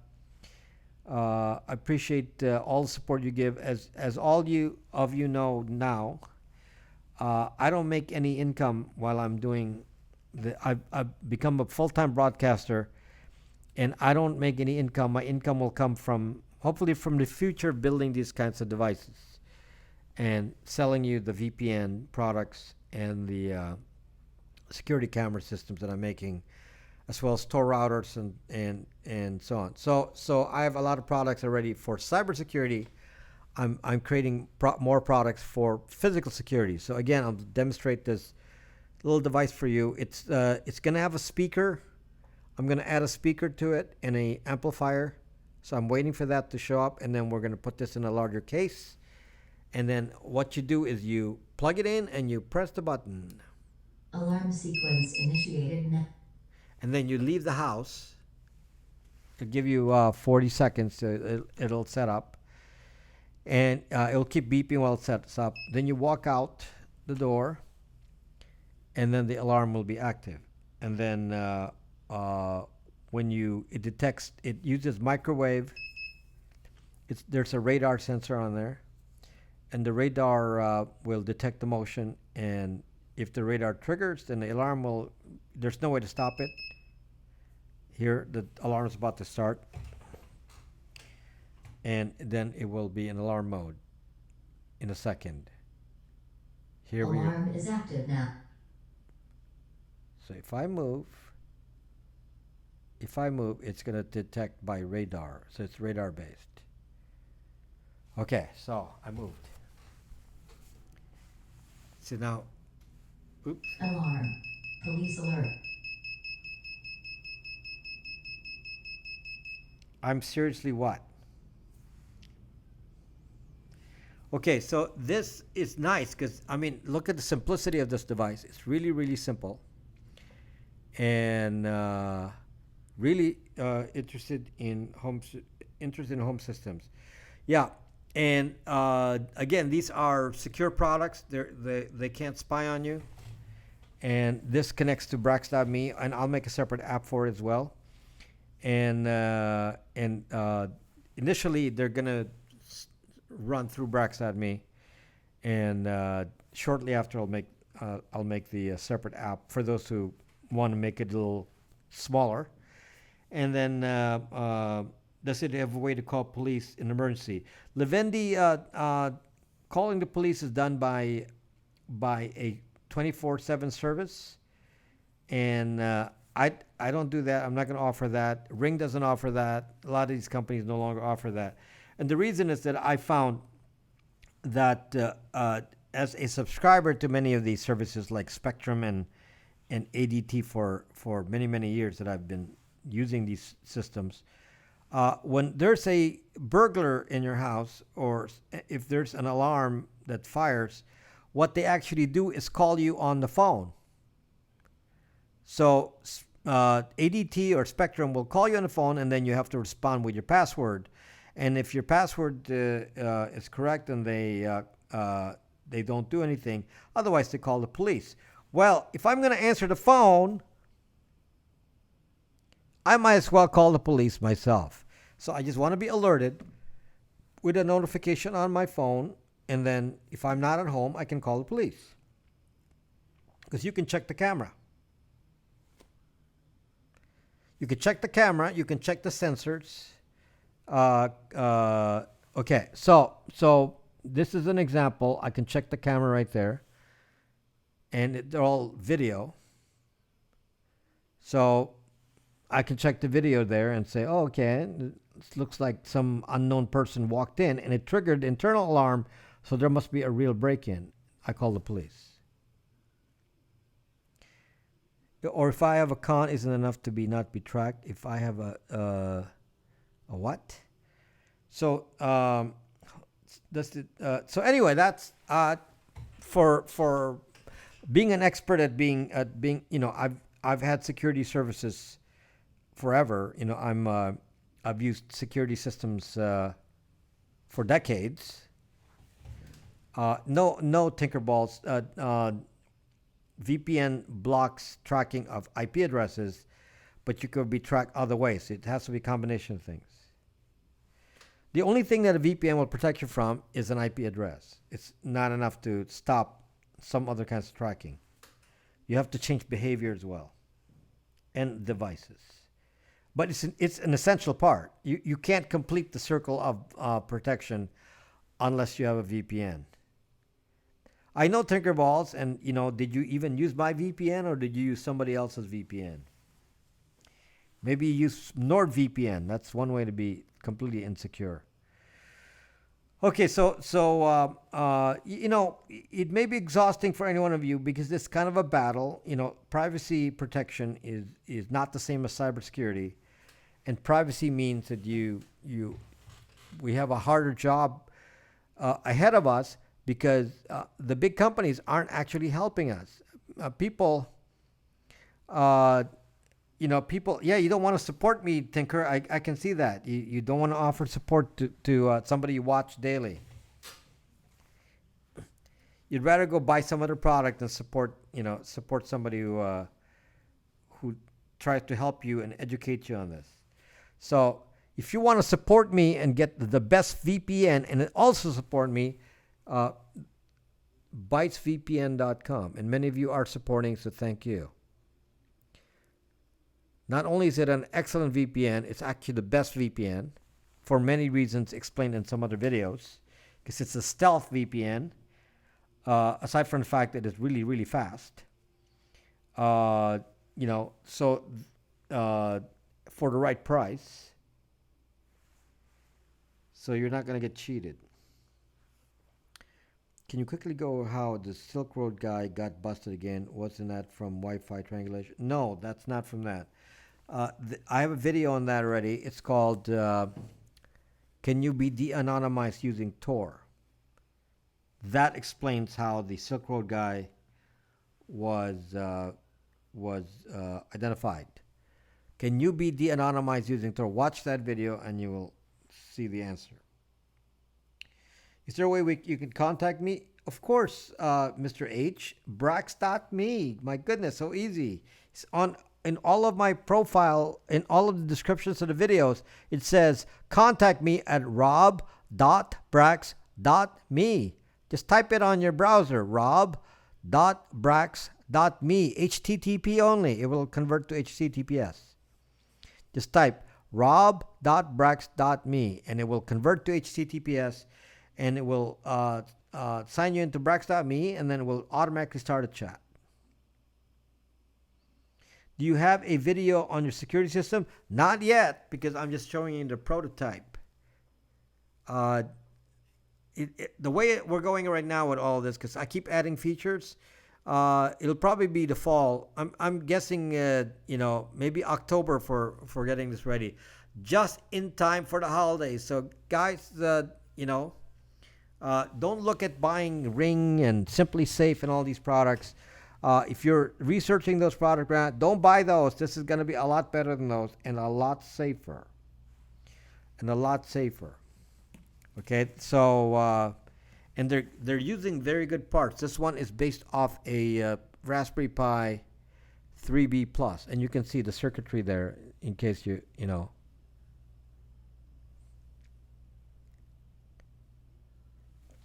Can you see that? There's a circuit board. Only problem is it's pretty hard to make each one, so I gotta, find a way to mass produce this. Because it's hard to assemble. So I don't know how many I can make of these in a day. I mean, it takes a while. So, because I expect I'll be selling a lot of these. Yes, you can live stream with my VPN, yes. I'm doing it now. Yes, you can live stream with a VPN. Yes. You can watch a live stream on a VPN. Many of you are on a VPN right now and watching. And yes, you can live stream with a VPN. You should live stream with a VPN because Periscope has your IP address and your location with the IP address. So, do you really want Periscope to know where you are? What if they get hacked and somebody gets your IP address? So, the name of the product is Brax Secure. Brax Secure. And somebody took my domain. I used to have the domain braxsecure.com.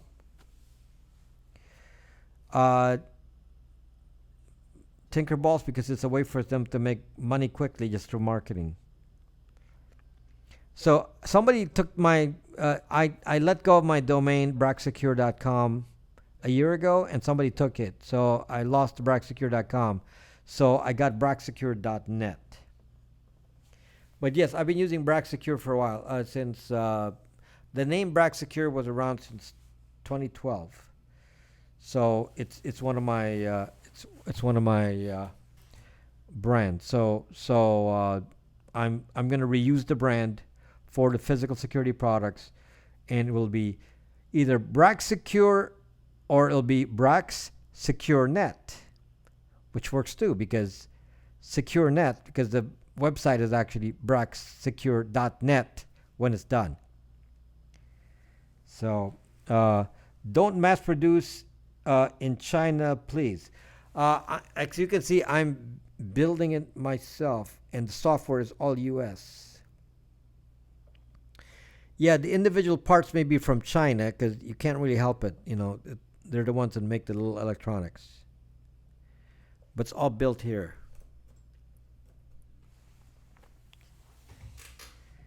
Okay? It's all hello trucker life. So it's all built in the Zucking USA VPN Linux support. You can install. Well, obviously, yes, VPN can be installed in Linux very easily. You say sudo apt get install OpenVPN. That's it. Command line. VPNs are very easy to install on Linux, but they're not like you got to do command line. So hello Richie Rich. Because I'm gonna have to install a VPN on a Librem 5, which means by the way, I sell Wi-Fi routers. They're running Linux, so the Wi-Fi routers come in this kind of form factor, and the Wi-Fi routers are running Linux, and they're running the VPN on Linux. So yes, obviously VPNs work on any platform. It's available on every platform, and the VPN is open source. It should be illegal to sell a product to protect you. Should be illegal to sell a product to protect. Well, what does that mean? I don't understand what that means. Do license plates have RF signals? They sell license plates that have RF. Yes. Somebody was trying to sell me that. Somebody was selling me a license plate that once you park, you can change the message on the license plate. So when you park, it will flash the license plate and some other message. Like it could say, here's my license plate, and then watch Rob Braxman on YouTube, and then your license plate, and then flashing back and forth. You can do that. And it can actually be sent a message from, I believe the DMV can send a message to it.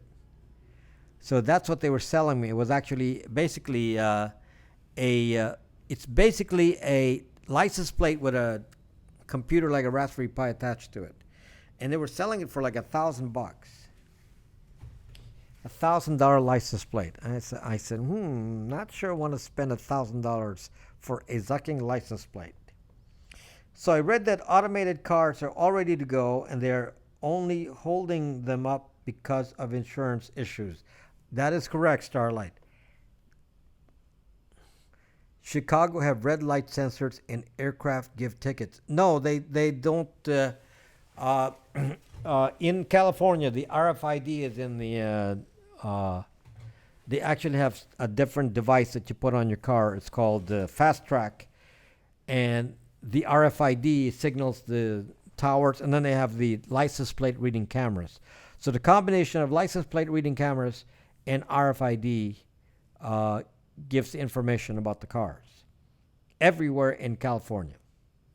It's zucked up, and I was just doing that today. So I went to the same area of town, had dinner, and I said, Zuck, this is the place with a camera. I'd never go to that corner. I go around a long way just so I don't have to be observed and photographed by the Zucking camera that does facial recognition. And, there are many areas of town where there's these cameras, and some of them are pretty hard to avoid because of where they are. So, I have to kind of plan them because, one of them is it's like so specific that I buy sushi from this particular place, from this market, and the camera now can know anytime I buy sushi. It's like, zuck you. It's just not acceptable to me.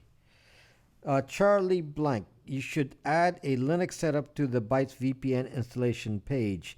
Okay, Charlie, I will do that. The reason was no one's asked for it before. But I guess it's important. Off topic, can you give an opinion on MIMO Wave 5G?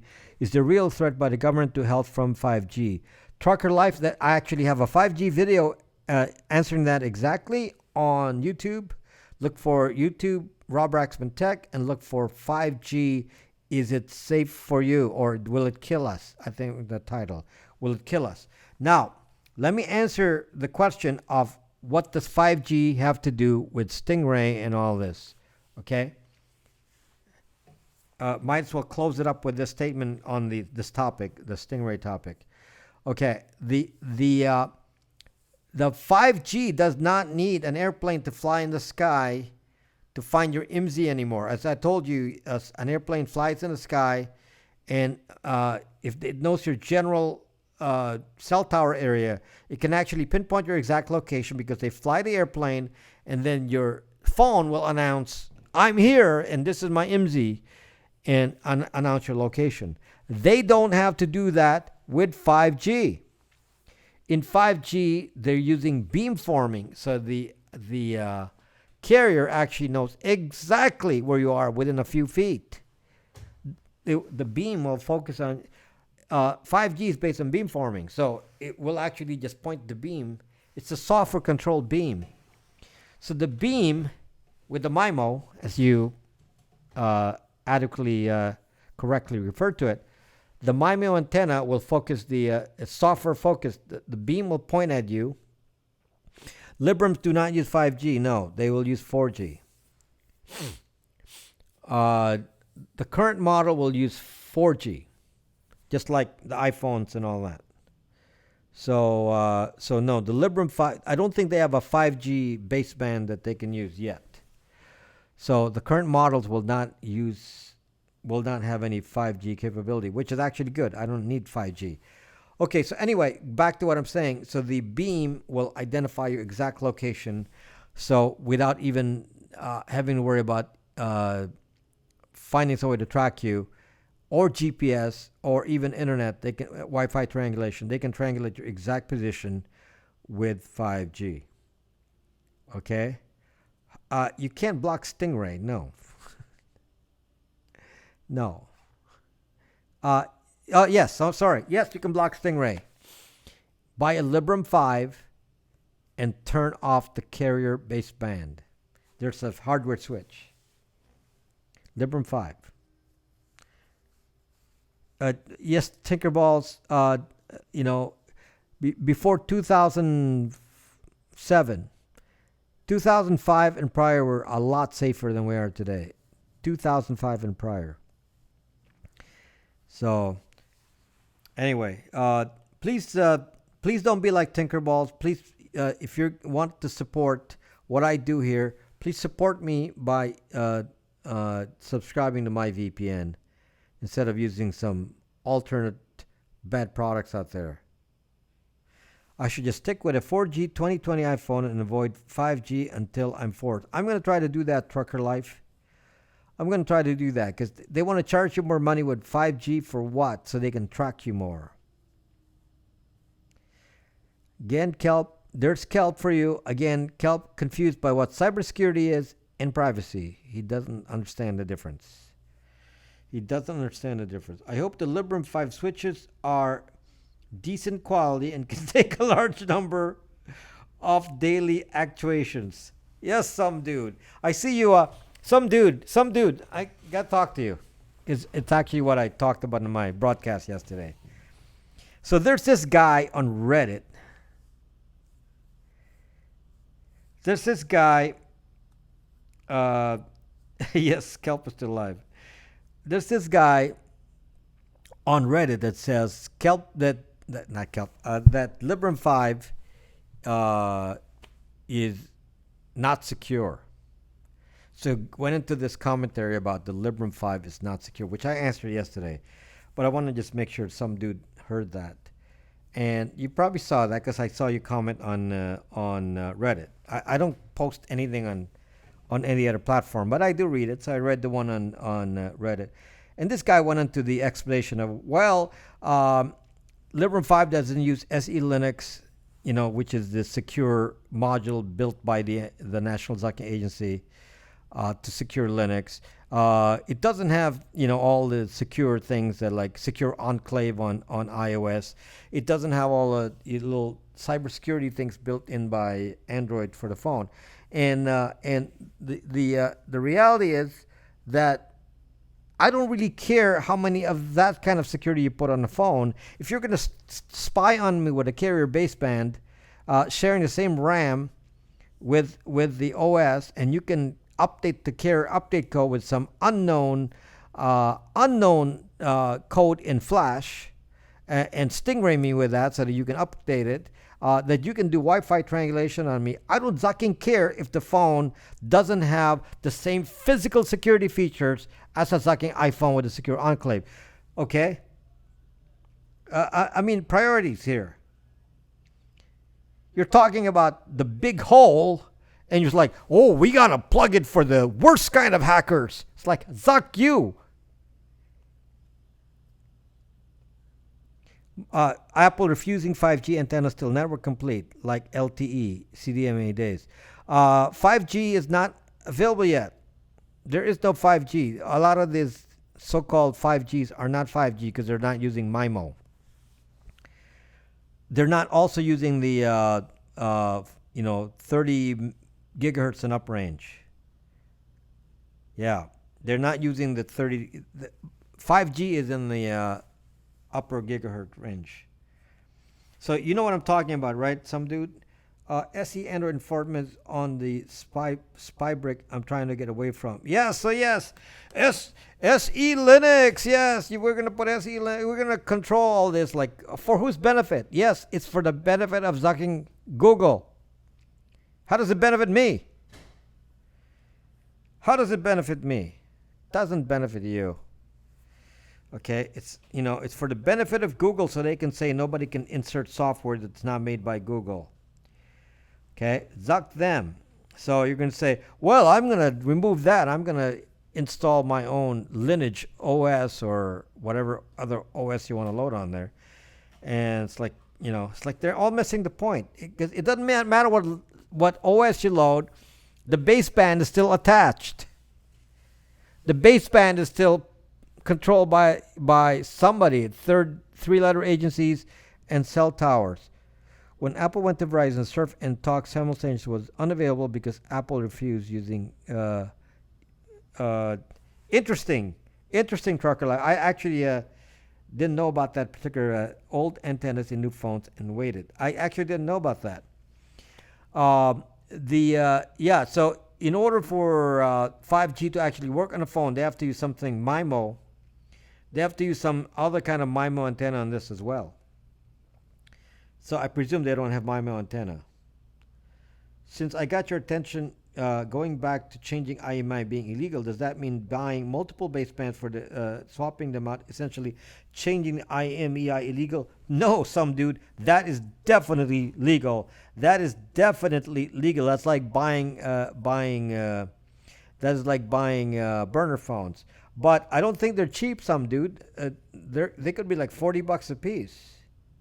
Kind of expensive to be dumping basebands left and right.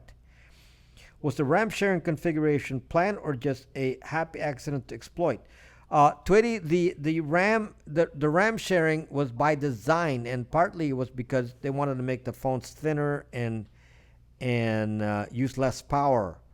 So when you have a separate baseband, then the phone needs separate circuitry, and it makes the phone thicker. So by putting into one chip, they dropped the cost down. They manufactured it once, lowered the cost, and so now we're stuck.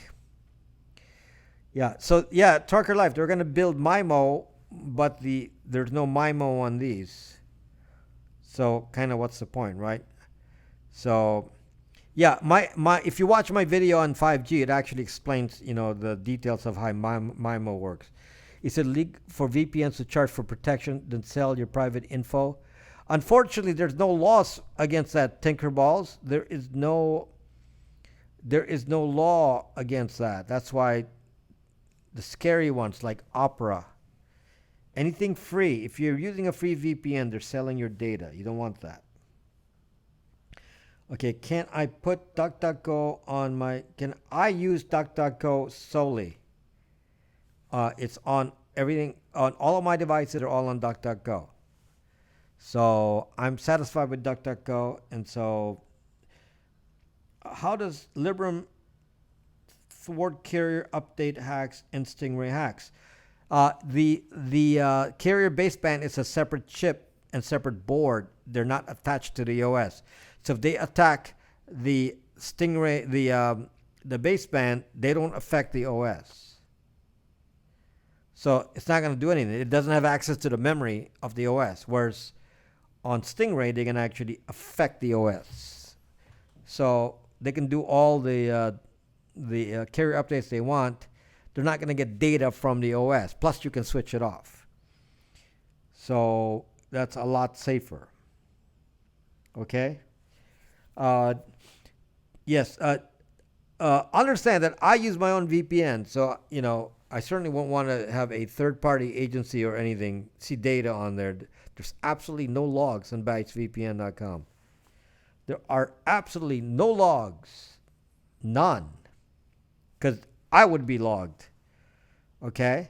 Absolutely none. The servers for BytesVPN are big servers, and they have gigabit connections to the Ethernet, to the internet.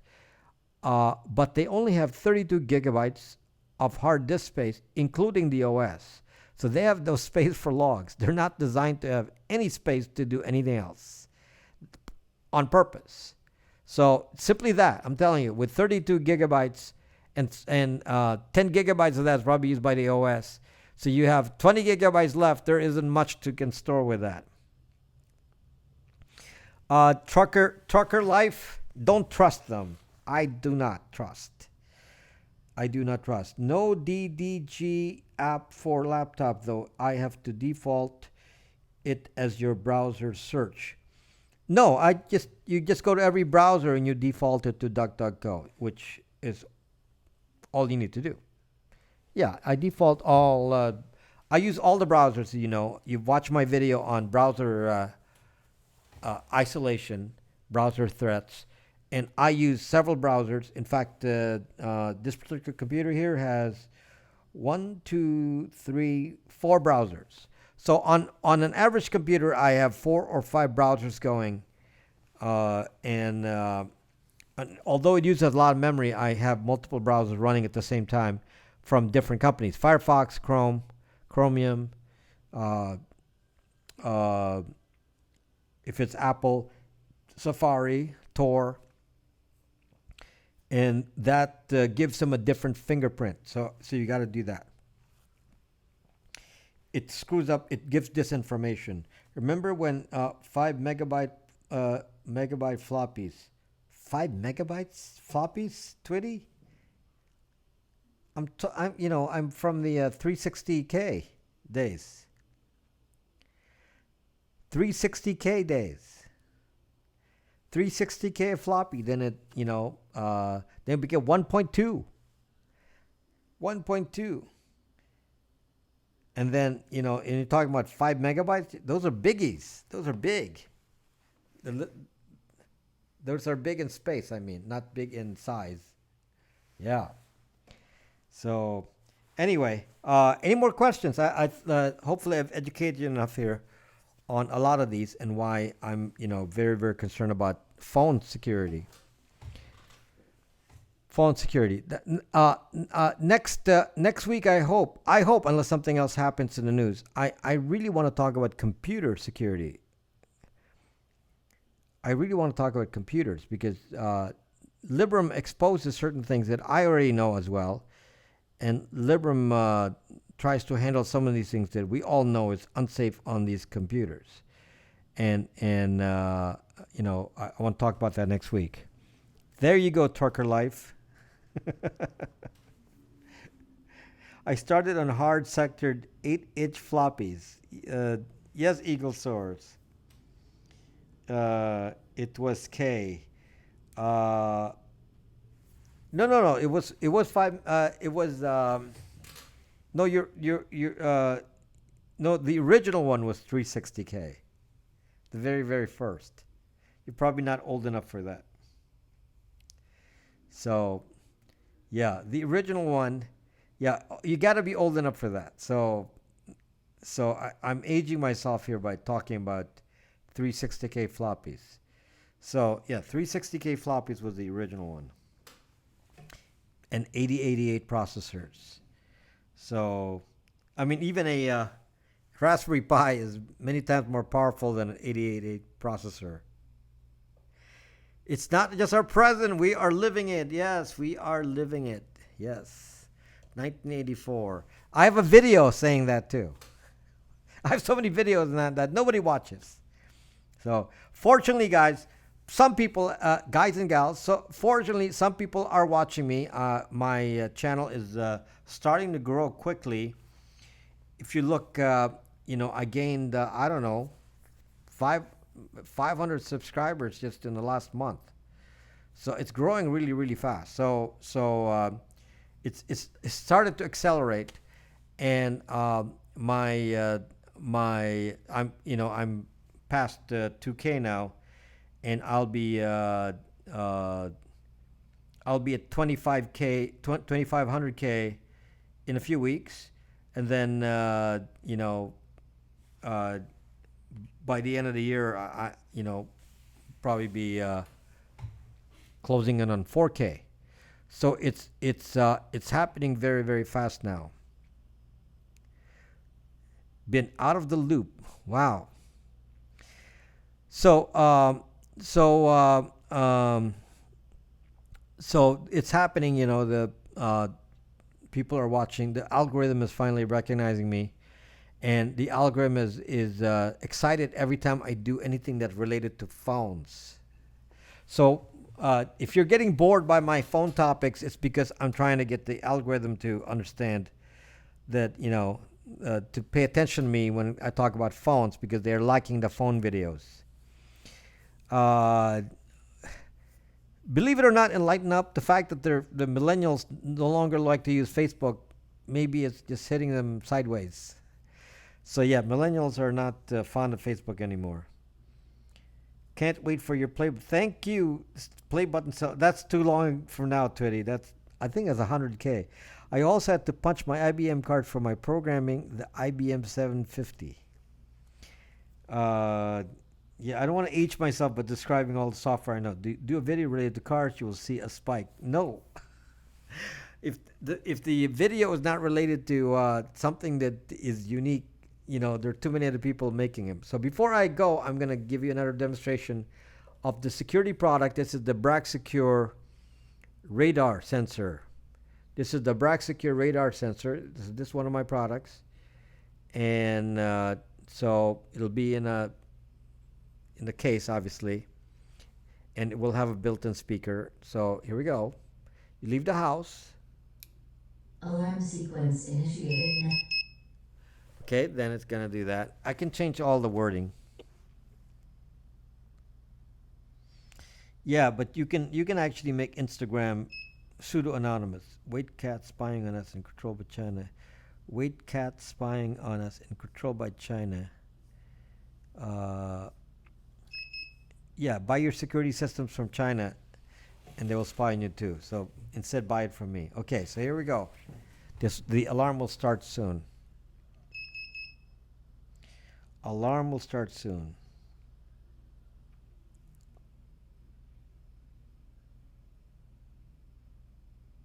Alarm is active now. So the red light on the alarm is on. So if I left the house before that, then it's safe. And if it detects movement like that, there you go. And then that sends a notification to your phone. This is just one of the products. The other one is a video. This is the video camera one. The red light is from that sensor. There's the video camera with videos, and that's accessible on my app. So if you have that service, otherwise you see the videos at home. But it can upload every single video can be uploaded to the cloud, but it will be like it'll be very heavy on traffic, because it's basically sending typically 5 megabytes a minute. Yeah, yes, and in fact, the sound can be, it's a sound file. You can make the sound file siren. The sound file doesn't have to be words. It can be anything. So you can program it to do anything. So do you get a notification? Yes, I get a notification on my phone. Absolutely, yes. And you can control when you get the notifications, like time of day. You can say, I don't want to get a notification from 8 to 5. So because I know somebody's at the house. So you can time that. So you say, I want to get notification only when I'm sleeping or when I'm out of the house and nobody's in the house. So you can program that in. So yeah, so it's fairly sophisticated as it is. The other thing is that it senses since it's controlled by on the same platform. If you buy multiple of these, the audio is in the audio jack right there. So that's up to you what you want to do with it. You can Bluetooth it everywhere you want. So that's the audio jack. I'm actually gonna put a speaker with this, and so you can hear it here without the audio being attached. But since you can attach audio to this, you can attach it to a your own Wi-Fi, your own amplifier, and project it anywhere you want. You can buy those portable Bluetooth things and put it all over your house. So this will connect to it. This will send a signal to it. Just a standard 3.5 millimeter jack. Okay? So that's it. Can you see that? Just a standard, this is the power. It's Wi-Fi. There's no other thing connecting to it. So this is optional. That's the sound. It will create a sound by itself because I'm going to attach a speaker to it. So, but if you want to have sound project to other rooms, simply attach that, and you can actually, I can customize the sound, in software. So that's just what I figured out to do right now for sound is the message that I we need to be heard outside. You can do anything you want. Put a speaker in you can actually, but you're triggering the alarm. You don't want it to, so enlighten up. This is a different model than what you're thinking about. When you walk in the house, you don't want the alarm to trigger outside. You have to trigger the alarm. It's not actually connected to this device. This device will always fire. It's not a thing that you have 30 seconds to turn it off. It will always send a notification. Okay, so a bad guy can't turn it off. The moment it fires, it sends a communication to you. You then receive it. You can then make the choice. What am I going to do with this? Do I call the police? Do I trigger the actual alarm, which will be a separate device? Okay, and the reason is that's how it works when you have ADT. Yeah, this is Wi-Fi. Yes, there's it's not connected to anything else. There's power and the audio. There's no Wi-Fi. Wi-Fi is built in. This is Wi-Fi. Okay? So it connects to Wi-Fi. Aren't we against that? It connects to your Wi-Fi. It cannot be accessed through the internet. You cannot control the device from the internet, which is the whole issue. Many devices, the way they do it, I'm going to tell you a company called Spectrum. So any of you on Spectrum and Spectrum Security, my loud alarm goes off before they call me. That's not going to work with this. That's not the way this works. That's a whole different methodology. I don't want that. That's why I made it say anything you want it to say. The alarm can go on, but it's not going to call anyone, and you're going to make the call. Smart refrigerator will let the government know you have too much milk in violation. That's 1984. Okay, so Mr. H was asking, Wi-Fi. No, the problem is products like Ring and Spectrum. I was talking about Spectrum. So what Spectrum does, this is what Spectrum does, because, they installed the system in my house, which I've since disabled now. So Spectrum put in their own router, and it's a black box. I have no idea what's in the router, and it controlled the home alarm system. I have Spectrum internet as well, but they put in their own Spectrum alarm router, Wi-Fi. So they were running my router, and then they put in their own router. Guess what the problem with that is? They put their own security router. No, this is not the router for your internet. This is a router for the security system. They put a black box router for the security system, pre-configured. Okay? And what happens now is then they then put port forwarding on it. Port forwarding on the router that's connected to the internet. Do you know what port forwarding means? Port forwarding means the hacker can go look at your zucking camera.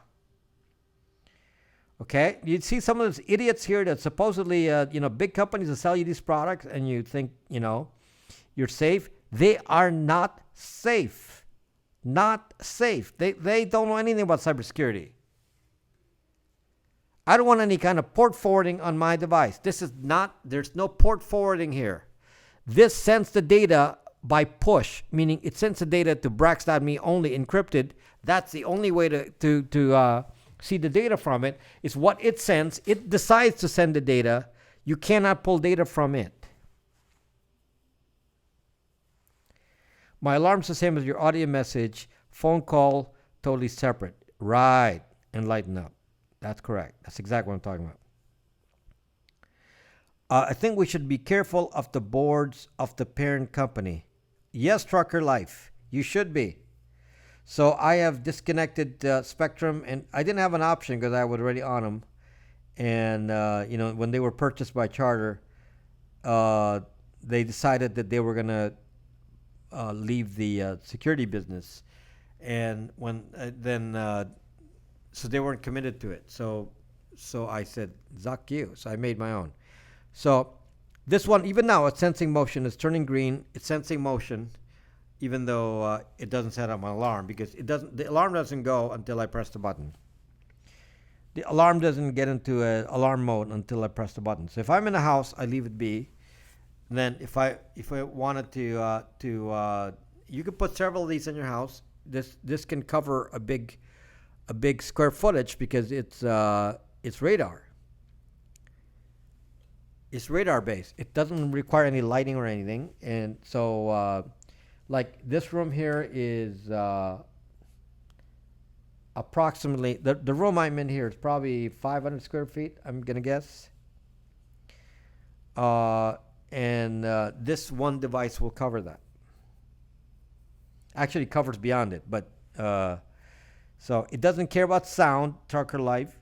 There has to be a radar signal. The radar has to spot you. So baseband from my Librem 5, I must use signal my local tower uses is Chinese too. I hope Librem 5 causes more US-based companies like Sierra Wireless to manufacture compatible baseband. How do you know Sierra Wireless doesn't have them made in China? How do you know that Sierra Wireless is making in China? A lot of these companies, they may assemble it here, but they, I wouldn't worry about the Chinese connection so much on the hardware. I would worry about the software. So here, this software is made by Rob Braxman with components that are all open source. Software is Rob Braxman software, all open source. Somebody who knows cybersecurity. Go Rice Girl. Okay, so this is you're leveraging my experience here, since you know that I know what I'm talking about. Well, I guess. So shoveling, hello. Okay, so so I don't think I don't think I can mass produce this before October. So it's it's gonna take me a while. Okay, it's a bit of work. So I need to. You love my Tor router. Oh my gosh, Go Rice Girl has a Tor router. Now I have a new product. It's called Wi-Fi router. Go Rice Girl. So if you want to update your device, you can use a Wi-Fi router. It uses my VPN. It's a time for the holidays. Yes, so save up money for some of these security products. Do not spend a dime on Ring, which is owned by Amazon, part of Alexa Echo. Do not buy an Alexa Echo. Do not buy a Google Nest. Do not buy a Blaze. What other devices are there? They're all zucked up. Waze, what's it? No, Wise. They're all zucked up. Did you see the friendly bug catcher invention? I'm going to make you a bug catcher too. Google Home is Google Nest. Yes, forget all those devices. I made my own with security in mind, with no zucking port forwarding crap. And yes, so no port forwarding crap. Google Go Home, Google Nest Go Home, all of you zucking Go Home. Let's all support these kinds of products. Like you trust Apple too. Don't trust fucking Apple. What a waste. Yeah, what is Wise supposed to do? This, I'm not sure. Initially, I was planning on $99 for this piece, but I'm adding audio to it, so they'll add like a few more dollars to it, possibly. I'm not sure because I have multiple units. I'm actually planning on a set. Like. Outside camera, that, yes, it will be available by the, my router is available today. Are you talking about the router is available? Sorry, tell me what it does. I just got here. This is, I have other products, Go Rice Girl. This is part of the camera system that's outside. That's part of this. This is the outer module. So I demonstrated a camera, and I don't have a camera in here right now. But look at what's going to happen here. I'm going to turn on this. This is going to be in a package, obviously. So this is the circuitry for it. It's already, pre-made. And I'm going to press the button.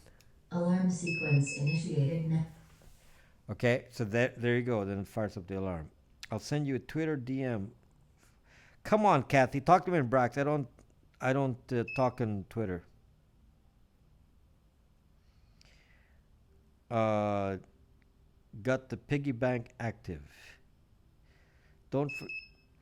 Okay, so totally wireless car. It's not wireless, no. It's got to be wired because of the intense video traffic it's doing. It's wired by power line. This is not in the store, no. This is not available yet. Thank you, Shoveling. Alarm is active now. Okay, so the alarm is active. If it detects any motion, it will go. Okay, so if I move, it detects the motion. Alarm. Police alert. Okay, I sent you one. I sent you a DM. Can this be battery power? Yes. Yeah, just needs 5-volt battery. Yeah. Can I get my Tor router to get that voice? I will revise the router products to have voice to announce their IP address. There's a bug though on the operating system on Linux that doesn't make that work right now. So when they solve that, it's a bug that Linux has to solve. Whose voice is that? I believe it's Alice. Rob slid into your DMs. What does that mean? Yeah. So this one is actually the only thing that's connecting it is to the audio. I'm connecting it to my speaker right now, to my powered speaker, and then there's power. That's it. That's the only thing that it's connected to. So You can put this in different parts of the house. And what I'm thinking about is selling this as a set. Okay, so not clear yet, but just be ready for the holidays. This will be awesome, little devices. Awesome. I read your I read your I read your Twitter DMs, but I will not respond to them. What is the kill decision based on for your cyborg? Believe based on age, Lucifer Sam. Based on age, so we'll say uh, preserve younger life, kill the older people. This is the no-brainer. This is a no-brainer version. Look, is there a GitHub library for that? No. Uh, if you buy one, you can look at it. No, don't do the old people. I think that's the logic of some of the auto driving cars. Will you run Black Friday? Tinker balls. I'm a small guy with small operation. There's like Black Friday deals. Give us a 50% discount. It's like, suck. Just trying to make a living here. I can't make money if it takes me an hour to even construct one of these, and then you expect me to of my time, and you expect, and plus the months of development, and you're saying, oh, give it to us for free. So anyway, I'm gonna have another version of this that I hope to be outdoor. Yes, the dude from Facebook still comes. Hire kids in China. Yeah, he still comes. Although I haven't seen him in a couple of months. So anyway, this I'm gonna build a solar powered one for the outdoors. So that's the plan. This is there's gonna be a lightweight version of this that will be outdoors and will transmit the signal to this device. So, and it will be battery, it'll be solar powered. Yeah, so I have like four versions of this that I have in the works. 4 versions. So battery operated ones, solar powered ones, this standard base unit, and then the camera. You only access Facebook. You're not secure. You're on the onion side. Does Llama still do your? I haven't seen Llama for a long time. He was on Brax though, but I haven't seen him. Around. So anyway, thank you for watching, guys, and I will see you next week. And next week I want to talk about the same problem with cell phones that is in your computer. But computers are kind of a boring topic because none of you have computers. But I do. I have a lot of computers, and computers have different problems than the ones on your phone, and we have them there too. There are problems on the devices. Okay, so thank you for watching, and I've been I have tons of computers. Me too. I can't even count. I have a stack of them. Use computers mostly. Yes. So Eagle Source, is this a good product, Eagle Source? Since you're an expert at this, do you like this Eagle Source? Give me feedback and see what your complaints are. I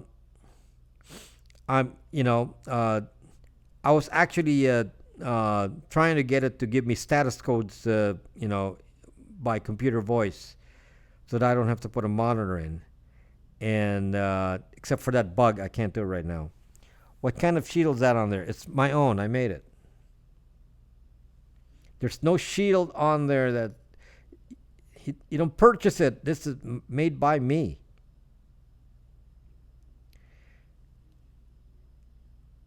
So, yeah, it's a shield I made.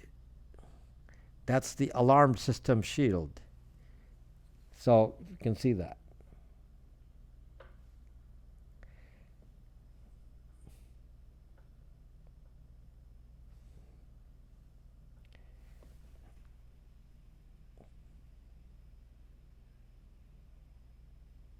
Okay?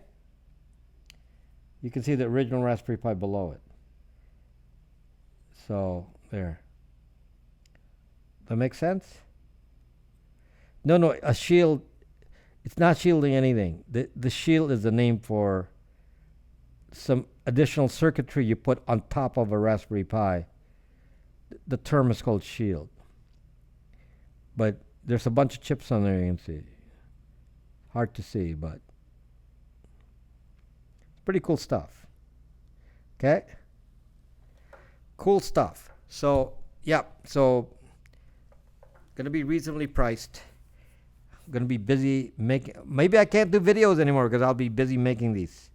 So, because they, I don't make much money per piece, so I may have to sell like thousands of them to make money. So anyway, I like the VPN router. One of you, and I can't remember who it is, asked me for a version of this that they can use in their business, and I can't remember who it is. It's called Brack Secure or Brack Secure Net. Brack Secure Net products. So Brack Secure Net this, Brack Secure Net that. Do you do all of your assembly in the harbor? I do all my. Can you imagine doing soldering in the harbor? My gosh, then I'll burn myself with a soldering gun. So, yeah, the cases for this are being 3D printed. Everything is being done here. 3D printing, soldering, everything. Software, all being done in California. Okay? Do you ever work with PLCs? No. Info is on Bracks. Industrial grade PLC. I'm no engineer, Lucifer Sam. These are like maker products. Not mass produced.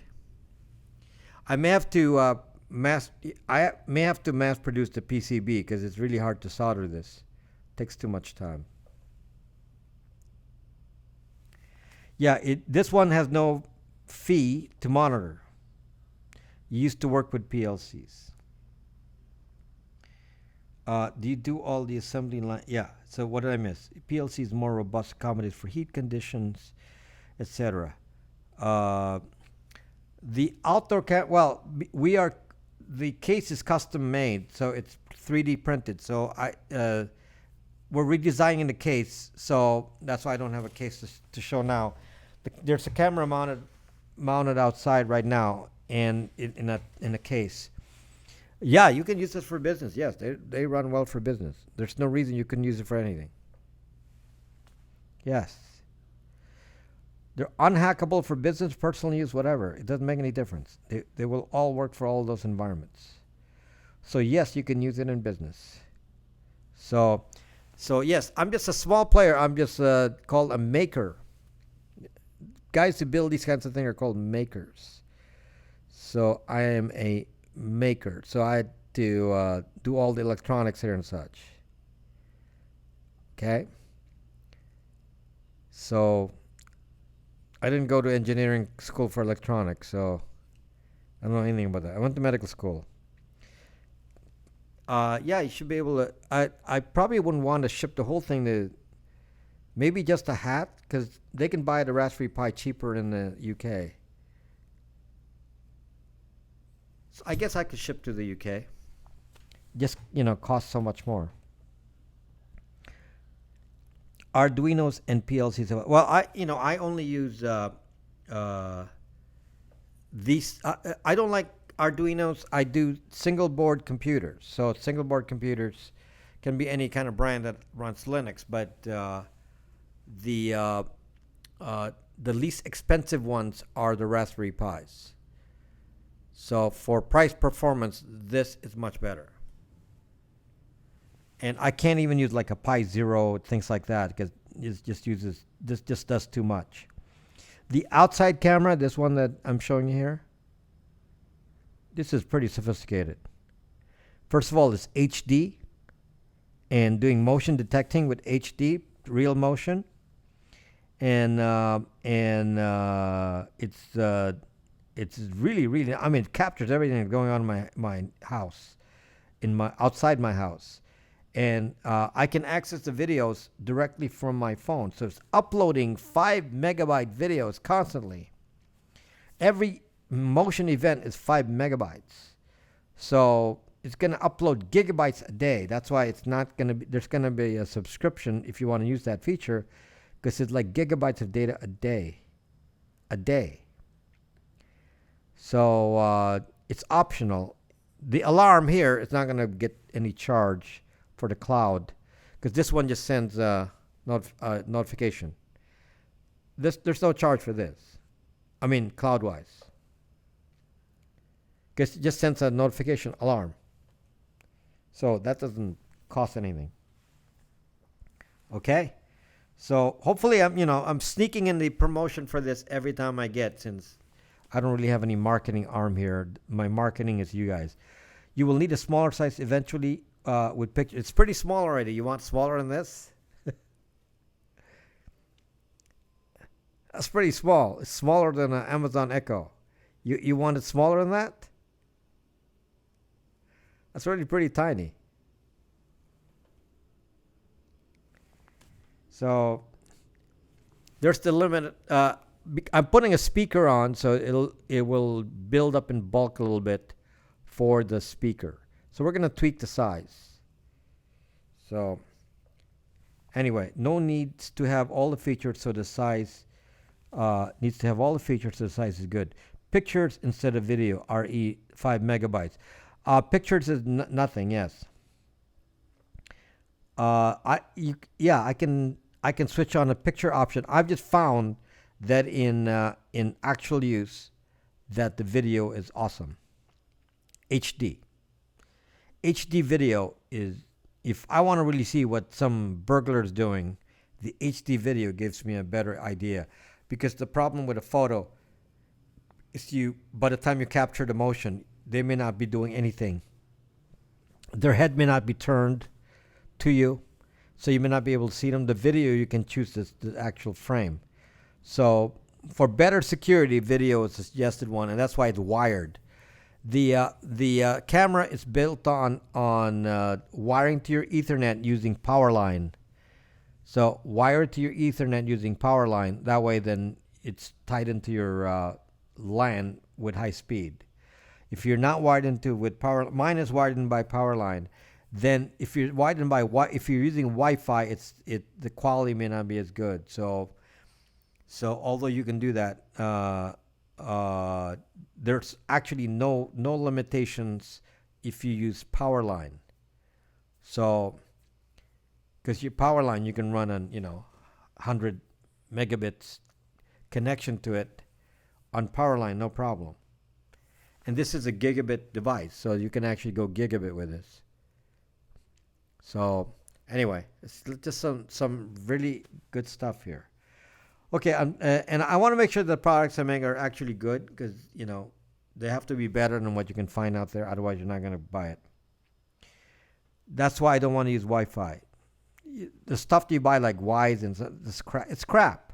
Like Wise doesn't really detect motion. They do what is called they take a camera, and what happens is the camera looks for anything different in the picture. So it takes the encoding and said, was there much difference between the prior picture? If the difference in the prior picture is big enough, it's motion. Well, that's not true motion sensor. Guess why? If the light's off, it doesn't work. If it's not true motion sensing, it doesn't sense when the light is off. My devices are not like that. What's the minimum internet speed? There's no minimum internet speed required.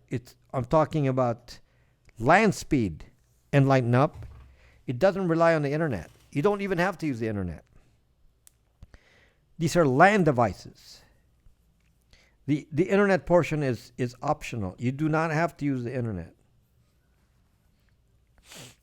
The subscription plan is for the internet. If you're going to use it in your house with a camera, you do not need internet. So it's free. You don't need anything else. What's what Ring and Google mostly do, but Ring does it better. Yes, Ring. Just remember, Ring is Amazon. So you're giving them your voice and you're giving them your photos. You know, to a government contractor. Zuck that. Yeah, there's no charge. There's no subscription if you're not going to pass videos to Brax.me. You can send the notification without the video. If you put the video on, you need a subscription because it's going to give me gigabytes of. I need to put several servers just to handle that kind of traffic. It's going to cost me money. Okay? So does it record a video to come back to a later? Yes, exactly, Starlight, and it's HD video. I don't have any cameras. HD quality video, and it's not, it's not something that I outsider can look at. Yeah, I'm storing every event as a video. I went all the way. Said, let me just go high end, and then I'm going to reduce it. So the first version right now, I tried it in photo first, video notification only. The current version, it comes with storage for. It comes with an extra storage for 32 extra gigabytes of video storage. So you have a LAN network. You have to send the video to my PC on the LAN. You don't have to. Eagle Source is already connected to you can watch the video directly from the built-in USB drive. There's a flash drive on the camera. So you can watch live video on the camera ASAP on the website. Okay? Does it have night vision? Yes. Yes. So it has a IR day-night with a IR. This is why it's an expensive product. This is not, it has an IR mechanical shutter. So during the night, it turns on the IR, and then you have to have your own illuminators because the little ones that they put in, the few little LEDs they put in around a typical one is not strong enough. So I actually have two illuminators on both sides of my house. The illuminators are, I think it costs like $25 a piece. And it does night vision. You can actually cover, 100 feet with it. Yeah, it has built-in night vision. Yes, this is. I went all the way with this. Now I have another version that uses the same thing, and this is wide angle. The range is, I believe, 170 degree range, 160 degree range, I believe.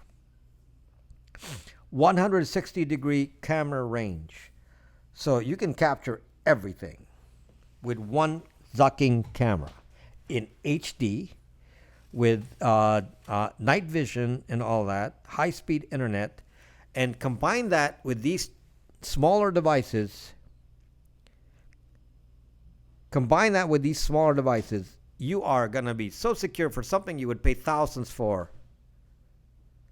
This would usually cost, what I'm building will cost thousands. And you will be able to do this for cheap. So it won't cost thousands. YouTube locked up? YouTube is not locked up. I'm on YouTube. I'm watching myself on YouTube. So yes, the base is of all of this. The base is a Raspberry Pi. So there's multiple Raspberry Pis. So this is a Raspberry Pi unit here, plus my circuitry on it. So you can see my circuitry on the top. You see that?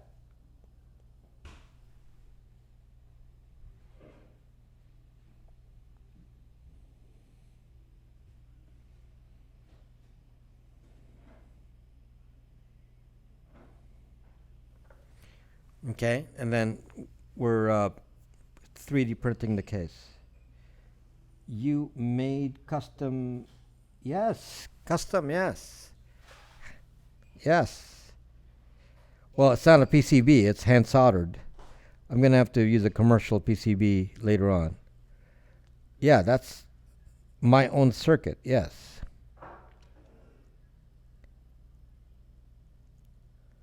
Yeah, that's custom circuit. So let me demonstrate it again so you see how it works. Okay. I don't know if you can see the lighting there. Right now the green light's on because it detects motion. Okay, then I hit the button. Alarm sequence initiated now. Okay, and that starts the it's running Raspbian on the Raspbian, Debian based. Right. Well, I okay, we can't really.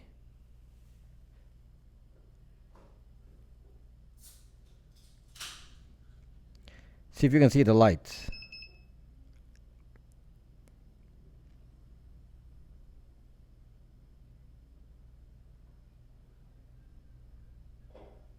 Alarm is active now. So if I move this, Alarm. Police alert. it fires. So it's radar based. This is a radar sensor. Okay. That makes sense. I mean, I'll show it to you with a case at some point. Can you 3D print a clear case? I haven't found any smoothness in the 3D printing. So if we print it in a transparent case, it may be translucent but not transparent. So, do you like it, Donnie? What do you think? You can 3D print most anything. You guys like that? So that's one of the pieces of the puzzle, and I will keep demonstrating this. And I don't think we'll be ready to make it in production. Plus, we have to build up an inventory until about October. So we got like a month to build an inventory of this. Plus, clean up the software. So software's everything is pretty much running. Camera, software's running. Everything is in good shape. How does it enunciations? How does it enunciate? I have it right now preset with custom messages that I pre-created. Yes, I thought about doing something like that. So anyway, it's takes the hardware is one thing, the software is even harder. So anyway, I have several of these now. The hardware, the camera software was hard. Can it text you? It's already sending notification. It doesn't need to text you. Could it possibly text you? Yeah, I guess it could. Yeah, but then you won't see the video. Could it text you? Yes, I have capability for doing that. You want me to give an option for texting? Yes, I can do that. Let me modify the code to allow a texting option. Texting is supported on BraxMe, no problem. Texting notification, whatever method you want, that will be fine. The video option, if it uploads a video to BraxMe, that cannot be free because the sites that you upload is costly. If you're going to do other things, it's probably going to be free. Check my post. You asked me what the OS was. I said Raspbian. Was there any other question related to that?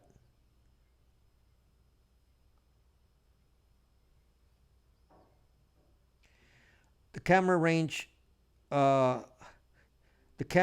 is 160 degrees sideways, and because of the sensor, it cannot cover 160 degrees vertically. So the vertical range is a little narrower.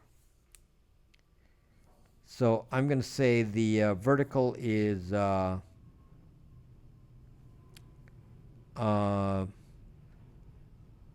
more than 120. It's my guess. Vertical is probably 120. Sideways is 160. Although you could flip the camera if you want to reverse it. And the reason it's the size of the image is 16 by 9. You know, the movie size. So, and the computers only handle that size. So if you want to do it in reverse, you can flip the camera around. I know you're a little tipsy. Kai OS 7, is that Kai OS, is that a Linux OS? I don't know what that's based on. I don't know if that's an Android. A lot of them are, of course, just Android clones, but not that. I'm not sure about that. Lineage is the one that's the Android fork. Lineage is the popular one. So, okay, I know I don't need to kickstart it. I mean, I'm just ready to sell it. No need to kickstart. Kickstart if you want to plan development. This is ready to go. Okay.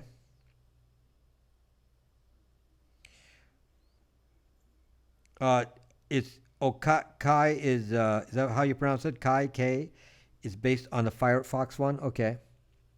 Yeah, somebody asked me about that. I haven't researched it yet. Okay, so hopefully you got tons of answers tonight.